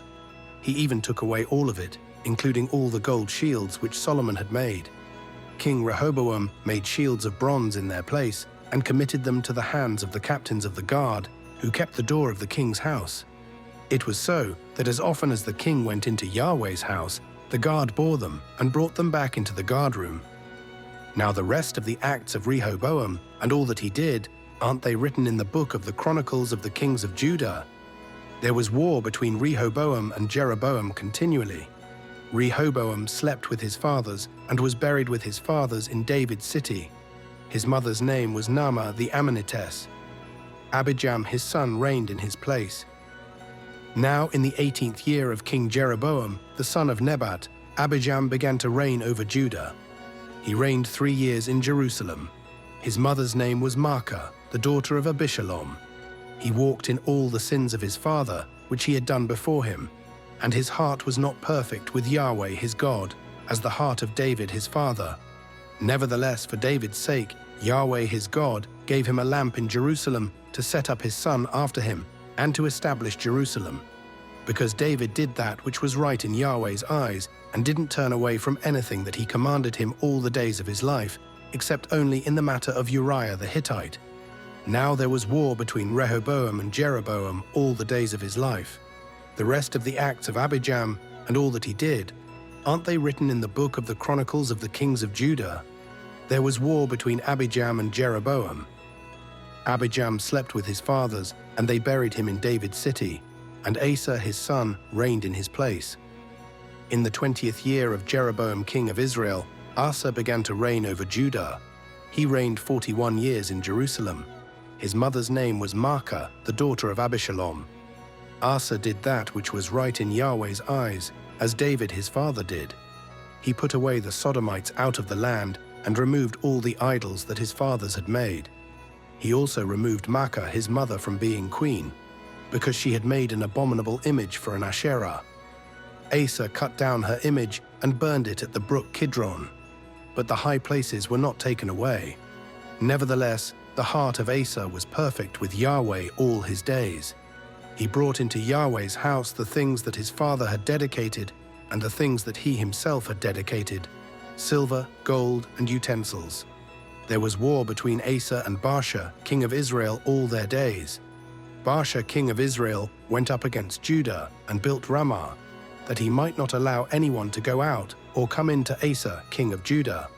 Then Asa took all the silver and the gold that was left in the treasures of Yahweh's house and the treasures of the king's house, and delivered it into the hand of his servants. Then King Asa sent them to Ben-Hadad, the son of Tabrimon, the son of Hezion, king of Syria, who lived at Damascus, saying, "There is a treaty between me and you, between my father and your father. Behold, I have sent to you a present of silver and gold. Go, break your treaty with Baasha, king of Israel, that he may depart from me." Ben-Hadad listened to King Asa and sent the captains of his armies against the cities of Israel, and struck Ijon and Dan and Abel-Beth-Maachah and all Chinneroth, with all the land of Naphtali. When Baasha heard of it, he stopped building Ramah and lived in Tirzah. Then King Asa made a proclamation to all Judah. No one was exempted. They carried away the stones of Ramah and its timber, with which Baasha had built, and King Asa used it to build Geba of Benjamin and Mizpah. Now the rest of all the acts of Asa, and all his might, and all that he did, and the cities which he built, aren't they written in the book of the Chronicles of the Kings of Judah? But in the time of his old age he was diseased in his feet. Asa slept with his fathers, and was buried with his fathers in his father David's city, and Jehoshaphat his son reigned in his place. Nadab the son of Jeroboam began to reign over Israel in the 2nd year of Asa, king of Judah, and he reigned over Israel 2 years. He did that which was evil in Yahweh's sight, and walked in the way of his father, and in his sin with which he made Israel to sin. Baasha the son of Ahijah of the house of Issachar conspired against him, and Baasha struck him at Gibbethon, which belonged to the Philistines, for Nadab and all Israel were besieging Gibbethon. Even in the 3rd year of Asa king of Judah, Baasha killed him and reigned in his place. As soon as he was king, he struck all the house of Jeroboam. He didn't leave to Jeroboam any who breathed, until he had destroyed him, according to the saying of Yahweh, which he spoke by his servant Ahijah the Shilonite, for the sins of Jeroboam which he sinned, and with which he made Israel to sin, because of his provocation with which he provoked Yahweh, the God of Israel, to anger. Now the rest of the acts of Nadab, and all that he did, aren't they written in the book of the Chronicles of the Kings of Israel? There was war between Asa and Baasha, king of Israel, all their days. In the 3rd year of Asa, king of Judah, Baasha the son of Ahijah began to reign over all Israel in Tirzah for 24 years. He did that which was evil in Yahweh's sight, and walked in the way of Jeroboam, and in his sin with which he made Israel to sin. Yahweh's word came to Jehu the son of Hanani against Baasha, saying, Because I exalted you out of the dust, and made you prince over my people Israel, and you have walked in the way of Jeroboam, and have made my people Israel to sin, to provoke me to anger with their sins. Behold, I will utterly sweep away Baasha and his house, and I will make your house like the house of Jeroboam the son of Nebat. The dogs will eat Baasha's descendants who die in the city, and he who dies of his in the field, the birds of the sky will eat. Now the rest of the acts of Baasha, and what he did and his might, aren't they written in the book of the Chronicles of the Kings of Israel? Baasha slept with his fathers, and was buried in Tirzah, and Elah his son reigned in his place. Moreover, Yahweh's word came by the prophet Jehu the son of Hanani against Baasha and against his house, both because of all the evil that he did in Yahweh's sight, to provoke him to anger with the work of his hands, in being like the house of Jeroboam, and because he struck him. In the 26th year of Asa king of Judah, Elah the son of Baasha began to reign over Israel in Tirzah for 2 years. His servant Zimri, captain of half his chariots, conspired against him. Now he was in Tirzah, drinking himself drunk in the house of Asa, who was over the household in Tirzah. And Zimri went in and struck him, and killed him, in the 27th year of Asa king of Judah, and reigned in his place. When he began to reign, as soon as he sat on his throne, he attacked all the house of Baasha. He didn't leave him a single one who urinates on a wall among his relatives or his friends. Thus Zimri destroyed all the house of Baasha, according to Yahweh's word, which he spoke against Baasha by Jehu the prophet, for all the sins of Baasha and the sins of Elah his son, which they sinned, and with which they made Israel to sin, to provoke Yahweh, the God of Israel, to anger with their vanities. Now the rest of the acts of Elah and all that he did, aren't they written in the book of the Chronicles of the Kings of Israel? In the 27th year of Asa king of Judah, Zimri reigned 7 days in Tirzah. Now the people were encamped against Gibbethon, which belonged to the Philistines. The people who were encamped heard that Zimri had conspired, and had also killed the king. Therefore all Israel made Omri, the captain of the army, king over Israel that day in the camp. Omri went up from Gibbethon, and all Israel with him, and they besieged Tirzah. When Zimri saw that the city was taken, he went into the fortified part of the king's house, and burned the king's house over him with fire, and died for his sins which he sinned, in doing that which was evil in Yahweh's sight, in walking in the way of Jeroboam, and in his sin which he did, to make Israel to sin. Now the rest of the acts of Zimri, and his treason that he committed, aren't they written in the book of the Chronicles of the Kings of Israel? Then the people of Israel were divided into 2 parts. Half of the people followed Tibni the son of Ginath to make him king, and half followed Omri. But the people who followed Omri prevailed against the people who followed Tibni the son of Ginath. So Tibni died, and Omri reigned. In the 31st year of Asa king of Judah, Omri began to reign over Israel for 12 years. He reigned 6 years in Tirzah. He bought the hill Samaria of Shemer for 2 talents of silver, and he built on the hill, and called the name of the city which he built Samaria, after the name of Shemer, the owner of the hill. Omri did that which was evil in Yahweh's sight, and dealt wickedly above all who were before him. For he walked in all the way of Jeroboam the son of Nebat, and in his sins with which he made Israel to sin, to provoke Yahweh, the God of Israel, to anger with their vanities. Now the rest of the acts of Omri which he did, and his might that he showed, aren't they written in the book of the Chronicles of the Kings of Israel? So Omri slept with his fathers and was buried in Samaria, and Ahab his son reigned in his place. In the 38th year of Asa king of Judah, Ahab the son of Omri began to reign over Israel. Ahab the son of Omri reigned over Israel in Samaria 22 years. Ahab the son of Omri did that which was evil in Yahweh's sight above all that were before him.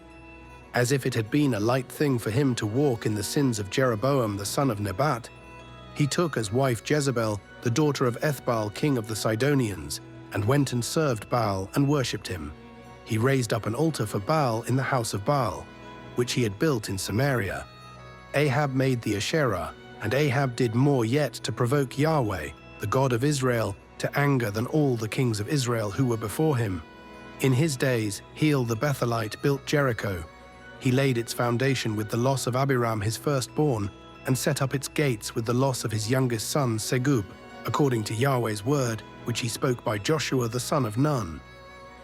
Elijah the Tishbite, who was one of the settlers of Gilead, said to Ahab, "As Yahweh, the God of Israel, lives before whom I stand, there shall not be dew nor rain these years, but according to my word." Then Yahweh's word came to him, saying, "Go away from here, turn eastward, and hide yourself by the brook Cherith, that is before the Jordan. You shall drink from the brook. I have commanded the ravens to feed you there." So he went and did according to Yahweh's word, for he went and lived by the brook Cherith that is before the Jordan. The ravens brought him bread and meat in the morning, and bread and meat in the evening, and he drank from the brook. After a while, the brook dried up, because there was no rain in the land. Yahweh's word came to him, saying, "Arise, go to Zarephath, which belongs to Sidon, and stay there. Behold, I have commanded a widow there to sustain you." So he arose and went to Zarephath, and when he came to the gate of the city, behold, a widow was there gathering sticks. He called to her and said, "Please get me a little water in a jar, that I may drink." As she was going to get it, he called to her and said, "Please bring me a morsel of bread in your hand." She said, "As Yahweh your God lives, I don't have a cake, but a handful of meal in a jar and a little oil in a jar. Behold, I am gathering 2 sticks, that I may go in and bake it for me and my son, that we may eat it and die." Elijah said to her, "Don't be afraid. Go and do as you have said, but make me a little cake from it first, and bring it out to me, and afterward make some for you and for your son. For Yahweh, the God of Israel, says, the jar of meal will not run out, and the jar of oil will not fail, until the day that Yahweh sends rain on the earth." She went and did according to the saying of Elijah, and she and he and her house ate many days. The jar of meal didn't run out, and the jar of oil didn't fail according to Yahweh's word, which he spoke by Elijah. After these things, the son of the woman, the mistress of the house, became sick, and his sickness was so severe that there was no breath left in him. She said to Elijah, "What have I to do with you, you man of God? You have come to me to bring my sin to memory and to kill my son." He said to her, "Give me your son." He took him out of her bosom and carried him up into the room where he stayed, and laid him on his own bed. He cried to Yahweh and said, "Yahweh my God, have you also brought evil on the widow with whom I am staying by killing her son?" He stretched himself on the child 3 times and cried to Yahweh and said, "Yahweh my God, please let this child's soul come into him again." Yahweh listened to the voice of Elijah, and the soul of the child came into him again, and he revived. Elijah took the child and brought him down out of the room into the house and delivered him to his mother. And Elijah said, "Behold, your son lives." The woman said to Elijah, "Now I know that you are a man of God, and that Yahweh's word in your mouth is truth." After many days, Yahweh's word came to Elijah in the 3rd year, saying, "Go, show yourself to Ahab, and I will send rain on the earth." Elijah went to show himself to Ahab. The famine was severe in Samaria. Ahab called Obadiah, who was over the household. Now Obadiah feared Yahweh greatly, for when Jezebel cut off Yahweh's prophets, Obadiah took 100 prophets and hid them 50 to a cave and fed them with bread and water. Ahab said to Obadiah, "Go through the land, to all the springs of water and to all the brooks. Perhaps we may find grass and save the horses and mules alive, that we not lose all the animals." So they divided the land between them to pass throughout it. Ahab went one way by himself, and Obadiah went another way by himself. As Obadiah was on the way, behold, Elijah met him. He recognized him and fell on his face and said, "Is it you, my lord Elijah?" He answered him, "It is I. Go tell your lord, behold, Elijah is here." He said, "How have I sinned, that you would deliver your servant into the hand of Ahab to kill me? As Yahweh your God lives, there is no nation or kingdom where my lord has not sent to seek you." When they said, "He is not here," he took an oath of the kingdom and nation that they didn't find you. Now you say, "Go tell your lord, behold, Elijah is here." It will happen, as soon as I leave you, that Yahweh's Spirit will carry you I don't know where, and so when I come and tell Ahab, and he can't find you, he will kill me. But I, your servant, have feared Yahweh from my youth. Wasn't it told my lord what I did when Jezebel killed Yahweh's prophets, how I hid 100 men of Yahweh's prophets with 50 to a cave and fed them with bread and water? Now you say, "Go, tell your lord, behold, Elijah is here." He will kill me. Elijah said, "As Yahweh of armies lives, before whom I stand, I will surely show myself to him today." So Obadiah went to meet Ahab and told him, and Ahab went to meet Elijah. When Ahab saw Elijah, Ahab said to him, "Is that you, you troubler of Israel?" He answered, "I have not troubled Israel, but you and your father's house, in that you have forsaken Yahweh's commandments, and you have followed the Baals. Now therefore send, and gather to me all Israel to Mount Carmel, and 450 of the prophets of Baal, and 400 of the prophets of the Asherah, who eat at Jezebel's table." So Ahab sent to all the children of Israel, and gathered the prophets together to Mount Carmel. Elijah came near to all the people, and said, "How long will you waver between the two sides? If Yahweh is God, follow him, but if Baal, then follow him." The people didn't say a word. Then Elijah said to the people, "I, even I only, am left as a prophet of Yahweh, but Baal's prophets are 450 men. Let them therefore give us 2 bulls, and let them choose 1 bull for themselves, and cut it in pieces, and lay it on the wood, and put no fire under. And I will dress the other bull, and lay it on the wood, and put no fire under it. You call on the name of your God, and I will call on Yahweh's name. The God who answers by fire, let him be God." All the people answered, "What you say is good." Elijah said to the prophets of Baal, "Choose 1 bull for yourselves, and dress it first, for you are many, and call on the name of your God, but put no fire under it." They took the bull which was given them, and they dressed it, and called on the name of Baal from morning even until noon, saying, "Baal, hear us." But there was no voice, and nobody answered. They leapt about the altar which was made. At noon Elijah mocked them and said, "Cry aloud, for he is a god. Either he is deep in thought, or he has gone somewhere, or he is on a journey, or perhaps he sleeps and must be awakened." They cried aloud and cut themselves in their way with knives and lances until the blood gushed out on them. When midday was past, they prophesied until the time of the evening offering. But there was no voice, no answer, and nobody paid attention. Elijah said to all the people, "Come near to me." And all the people came near to him. He repaired Yahweh's altar that had been thrown down. Elijah took 12 stones according to the number of the tribes of the sons of Jacob, to whom Yahweh's word came, saying, "Israel shall be your name." With the stones he built an altar in Yahweh's name. He made a trench around the altar, large enough to contain 2 seahs of seed. He put the wood in order and cut the bull in pieces and laid it on the wood. He said, "Fill 4 jars with water and pour it on the burnt offering and on the wood." He said, "Do it a second time," and they did it the second time. He said, "Do it a third time," and they did it the third time. The water ran around the altar, and he also filled the trench with water.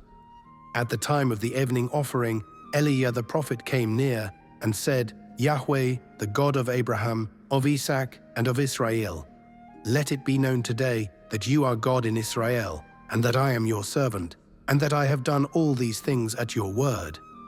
Hear me, Yahweh, hear me, that this people may know that you, Yahweh, are God, and that you have turned their heart back again." Then Yahweh's fire fell, and consumed the burnt offering, the wood, the stones, and the dust, and licked up the water that was in the trench. When all the people saw it, they fell on their faces. They said, "Yahweh, He is God. Yahweh, He is God." Elijah said to them, "Seize the prophets of Baal, don't let one of them escape." They seized them, and Elijah brought them down to the brook Kishon and killed them there. Elijah said to Ahab, "Get up, eat and drink, for there is the sound of abundance of rain." So Ahab went up to eat and to drink. Elijah went up to the top of Carmel, and he bowed himself down on the earth and put his face between his knees. He said to his servant, "Go up now and look toward the sea." He went up and looked and said, "There is nothing." He said, "Go again 7 times." On the 7th time he said, "Behold, a small cloud like a man's hand is rising out of the sea." He said, "Go up, tell Ahab, get ready and go down, so that the rain doesn't stop you." In a little while, the sky grew black with clouds and wind, and there was a great rain. Ahab rode and went to Jezreel. Yahweh's hand was on Elijah, and he tucked his cloak into his belt and ran before Ahab to the entrance of Jezreel. Ahab told Jezebel all that Elijah had done, and how he had killed all the prophets with the sword. Then Jezebel sent a messenger to Elijah, saying, "So let the gods do to me, and more also, if I don't make your life as the life of one of them by tomorrow about this time." When he saw that, he arose and ran for his life, and came to Beersheba, which belongs to Judah, and left his servant there. But he himself went a day's journey into the wilderness, and came and sat down under a juniper tree. Then he requested for himself that he might die, and said, "It is enough. Now, O Yahweh, take away my life, for I am not better than my fathers." He lay down and slept under a juniper tree, and behold, an angel touched him and said to him, "Arise and eat." He looked, and behold, there was at his head a cake baked on the coals and a jar of water. He ate and drank and lay down again. Yahweh's angel came again the 2nd time and touched him and said, "Arise and eat, because the journey is too great for you." He arose and ate and drank, and went in the strength of that food 40 days and 40 nights to Horeb, God's mountain. He came to a cave there and camped there, and behold, Yahweh's word came to him, and he said to him, "What are you doing here, Elijah?" He said, "I have been very jealous for Yahweh, the God of armies, for the children of Israel have forsaken your covenant, thrown down your altars, and killed your prophets with the sword. I, even I only, am left, and they seek my life, to take it away." He said, "Go out and stand on the mountain before Yahweh." Behold, Yahweh passed by, and a great and strong wind tore the mountains, and broke in pieces the rocks before Yahweh, but Yahweh was not in the wind. After the wind there was an earthquake, but Yahweh was not in the earthquake. After the earthquake a fire passed, but Yahweh was not in the fire. After the fire there was a still small voice. When Elijah heard it, he wrapped his face in his mantle, went out, and stood in the entrance of the cave.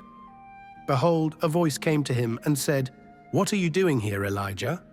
He said, "I have been very jealous for Yahweh, the God of armies.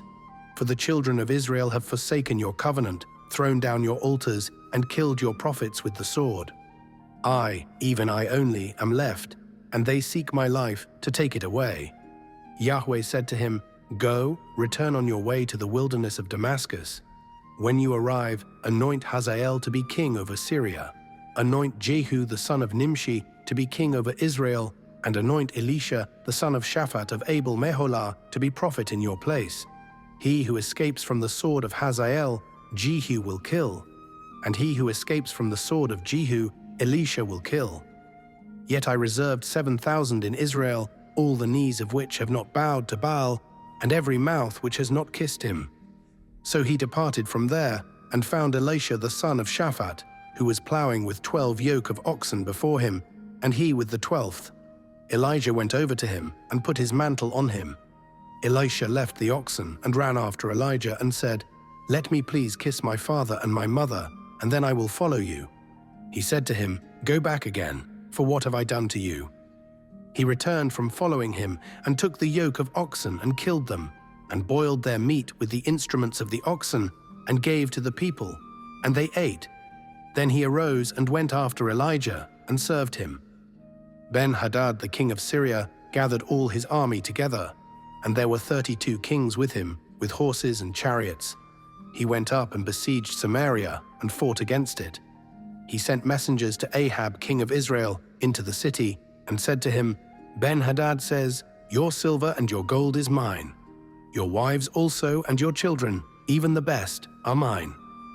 The king of Israel answered, "It is according to your saying, my lord, O king. I am yours, and all that I have." The messengers came again and said, Ben-Hadad says, "I sent indeed to you, saying, you shall deliver me your silver and your gold and your wives and your children. But I will send my servants to you tomorrow about this time, and they will search your house and the houses of your servants. Whatever is pleasant in your eyes, they will put it in their hand and take it away." Then the king of Israel called all the elders of the land and said, "Please notice how this man seeks mischief. For he sent to me for my wives, and for my children, and for my silver, and for my gold. And I didn't deny him." All the elders and all the people said to him, "Don't listen and don't consent." Therefore he said to the messengers of Ben-Hadad, "Tell my lord the king, all that you sent for to your servant at the first I will do, but this thing I cannot do." The messengers departed and brought him back the message. Ben-Hadad sent to him and said, "The gods do so to me, and more also, if the dust of Samaria will be enough for handfuls for all the people who follow me." The king of Israel answered, "Tell him, don't let him who puts on his armor brag like he who takes it off." When Ben-Hadad heard this message, as he was drinking, he and the kings in the pavilions, he said to his servants, "Prepare to attack." So they prepared to attack the city. Behold, a prophet came near to Ahab king of Israel and said, "Yahweh says, have you seen all this great multitude? Behold, I will deliver it into your hand today. Then you will know that I am Yahweh." Ahab said, "By whom?"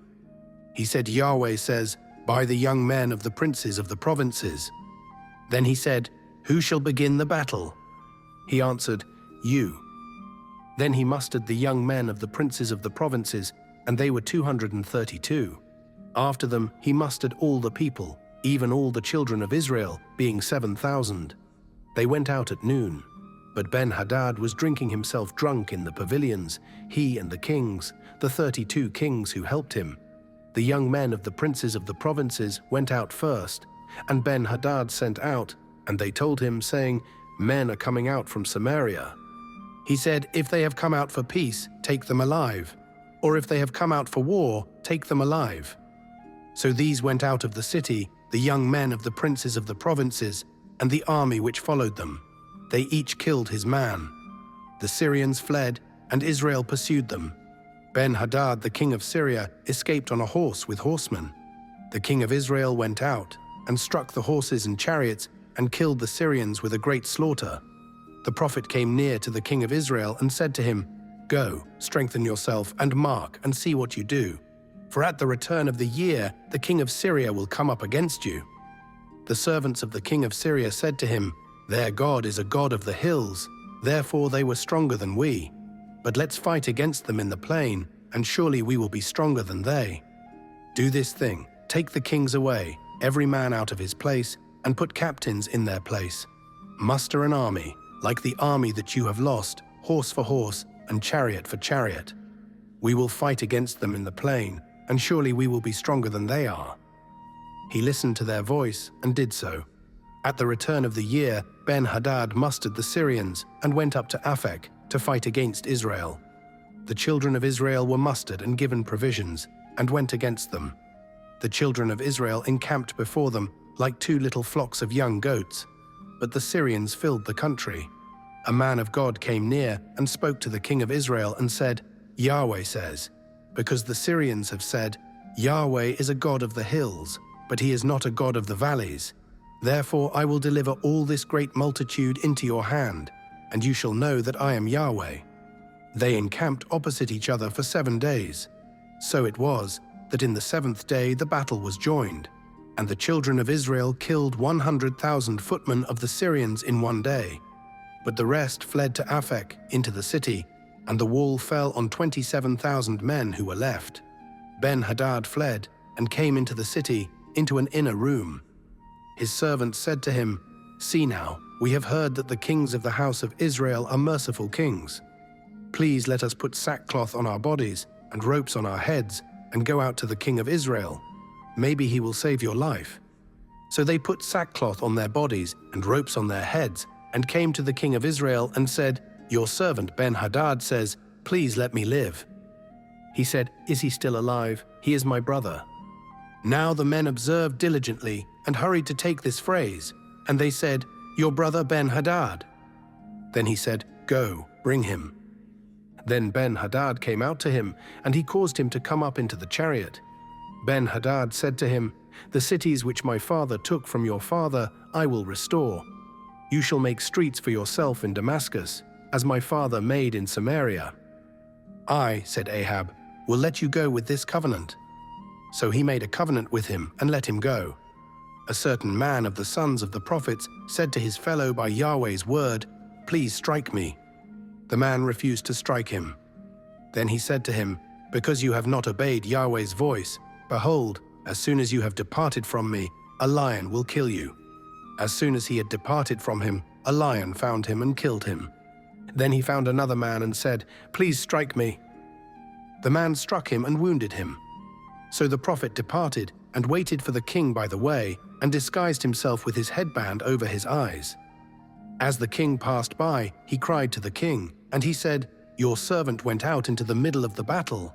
And behold, a man came over and brought a man to me and said, 'Guard this man. If by any means he is missing, then your life shall be for his life, or else you shall pay a talent of silver.' As your servant was busy here and there, he was gone." The king of Israel said to him, "So shall your judgment be. You yourself have decided it."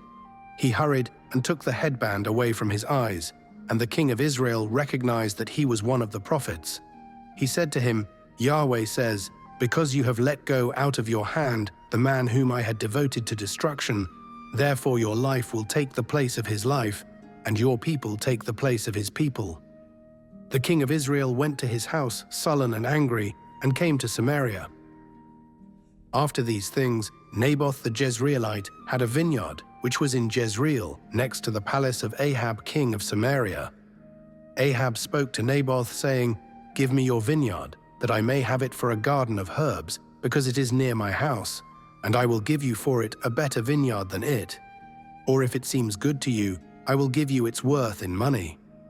Naboth said to Ahab, "May Yahweh forbid me that I should give the inheritance of my fathers to you." Ahab came into his house sullen and angry because of the word which Naboth the Jezreelite had spoken to him. For he had said, "I will not give you the inheritance of my fathers." He laid himself down on his bed and turned away his face and would eat no bread.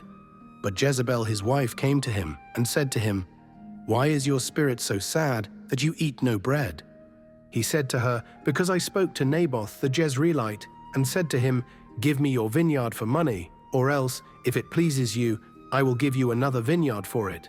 He answered, 'I will not give you my vineyard.' Jezebel his wife said to him, 'Do you now govern the kingdom of Israel? Arise and eat bread, and let your heart be merry. I will give you the vineyard of Naboth the Jezreelite.' So she wrote letters in Ahab's name and sealed them with his seal, and sent the letters to the elders and to the nobles who were in his city, who lived with Naboth. She wrote in the letters, saying, 'Proclaim a fast, and set Naboth on high among the people. Set 2 men, wicked fellows, before him, and let them testify against him, saying, "You cursed God and the king."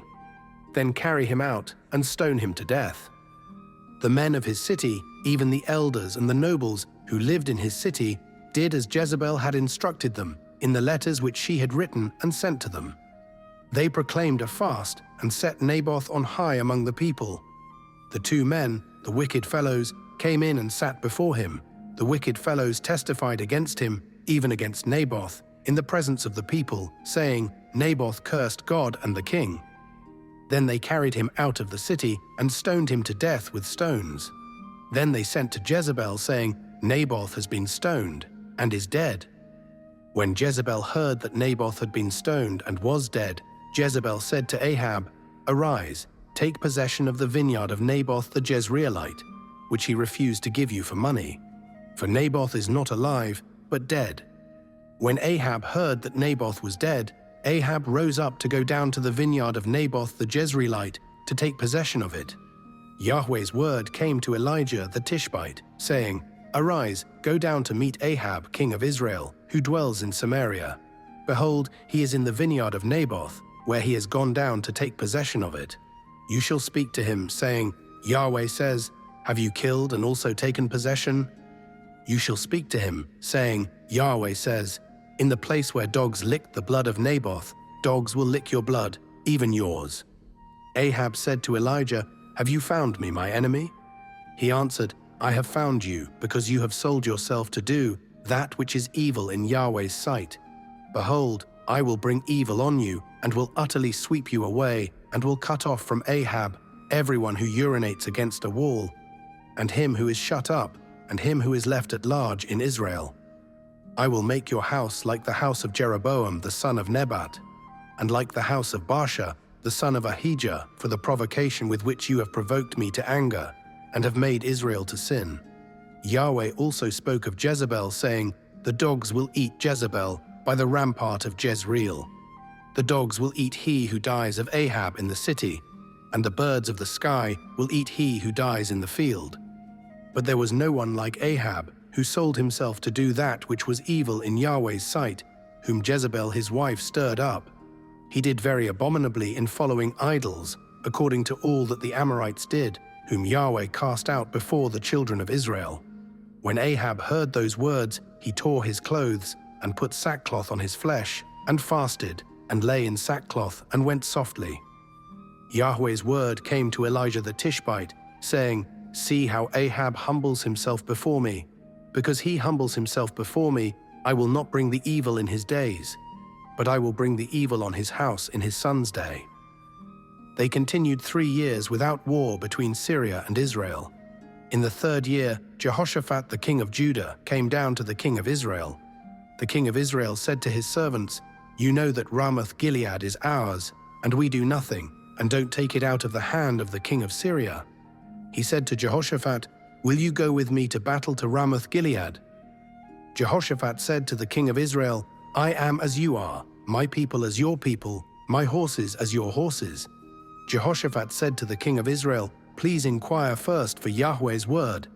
Then the king of Israel gathered the prophets together, about 400 men, and said to them, "Should I go against Ramoth-Gilead to battle, or should I refrain?" They said, "Go up, for the Lord will deliver it into the hand of the king." But Jehoshaphat said, "Isn't there here a prophet of Yahweh, that we may inquire of him?" The king of Israel said to Jehoshaphat, "There is yet one man by whom we may inquire of Yahweh, Micaiah the son of Imlah, but I hate him, for he does not prophesy good concerning me, but evil." Jehoshaphat said, "Don't let the king say so."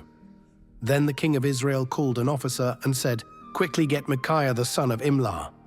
Now the king of Israel and Jehoshaphat, the king of Judah, were sitting each on his throne, arrayed in their robes, in an open place at the entrance of the gate of Samaria. And all the prophets were prophesying before them. Zedekiah the son of Chenaanah made himself horns of iron, and said, "Yahweh says, with these you will push the Syrians until they are consumed." All the prophets prophesied so, saying, "Go up to Ramoth-Gilead and prosper, for Yahweh will deliver it into the hand of the king." The messenger who went to call Micaiah spoke to him, saying, "See now, the prophets declare good to the king with one mouth. Please let your word be like the word of one of them, and speak good." Micaiah said, "As Yahweh lives, what Yahweh says to me, that I will speak." When he had come to the king said to him, "Micaiah, shall we go to Ramoth-Gilead to battle, or shall we forbear?" He answered him, "Go up and prosper, and Yahweh will deliver it into the hand of the king." The king said to him, "How many times do I have to adjure you that you speak to me nothing but the truth in Yahweh's name?" He said, "I saw all Israel scattered on the mountains as sheep that have no shepherd." Yahweh said, "These have no master. Let them each return to his house in peace." The king of Israel said to Jehoshaphat, "Didn't I tell you that he would not prophesy good concerning me, but evil?" Micaiah said, Therefore hear Yahweh's word. I saw Yahweh sitting on his throne, and all the army of heaven standing by him on his right hand and on his left. Yahweh said, Who will entice Ahab, that he may go up and fall at Ramoth-Gilead? One said one thing, and another said another. A spirit came out and stood before Yahweh, and said, I will entice him. Yahweh said to him, How? He said, I will go out and will be a lying spirit in the mouth of all his prophets. He said, You will entice him, and will also prevail. Go out and do so. Now therefore, behold, Yahweh has put a lying spirit in the mouth of all these your prophets, and Yahweh has spoken evil concerning you. Then Zedekiah the son of Chenaanah came near and struck Micaiah on the cheek and said, Which way did Yahweh's spirit go from me to speak to you? Micaiah said, Behold, you will see on that day, when you go into an inner room to hide yourself. The king of Israel said, Take Micaiah, and carry him back to Amon the governor of the city, and to Joash the king's son. Say, the king says, Put this fellow in the prison, and feed him with bread of affliction, and with water of affliction, until I come in peace. Micaiah said, If you return at all in peace, Yahweh has not spoken by me. He said, Listen, all you people.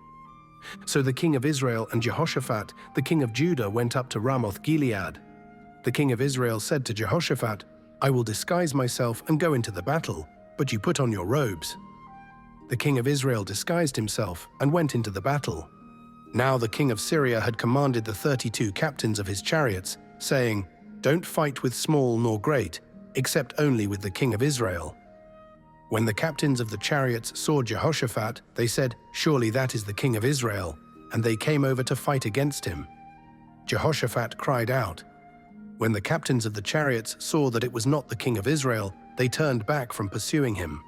A certain man drew his bow at random and struck the king of Israel between the joints of the armor.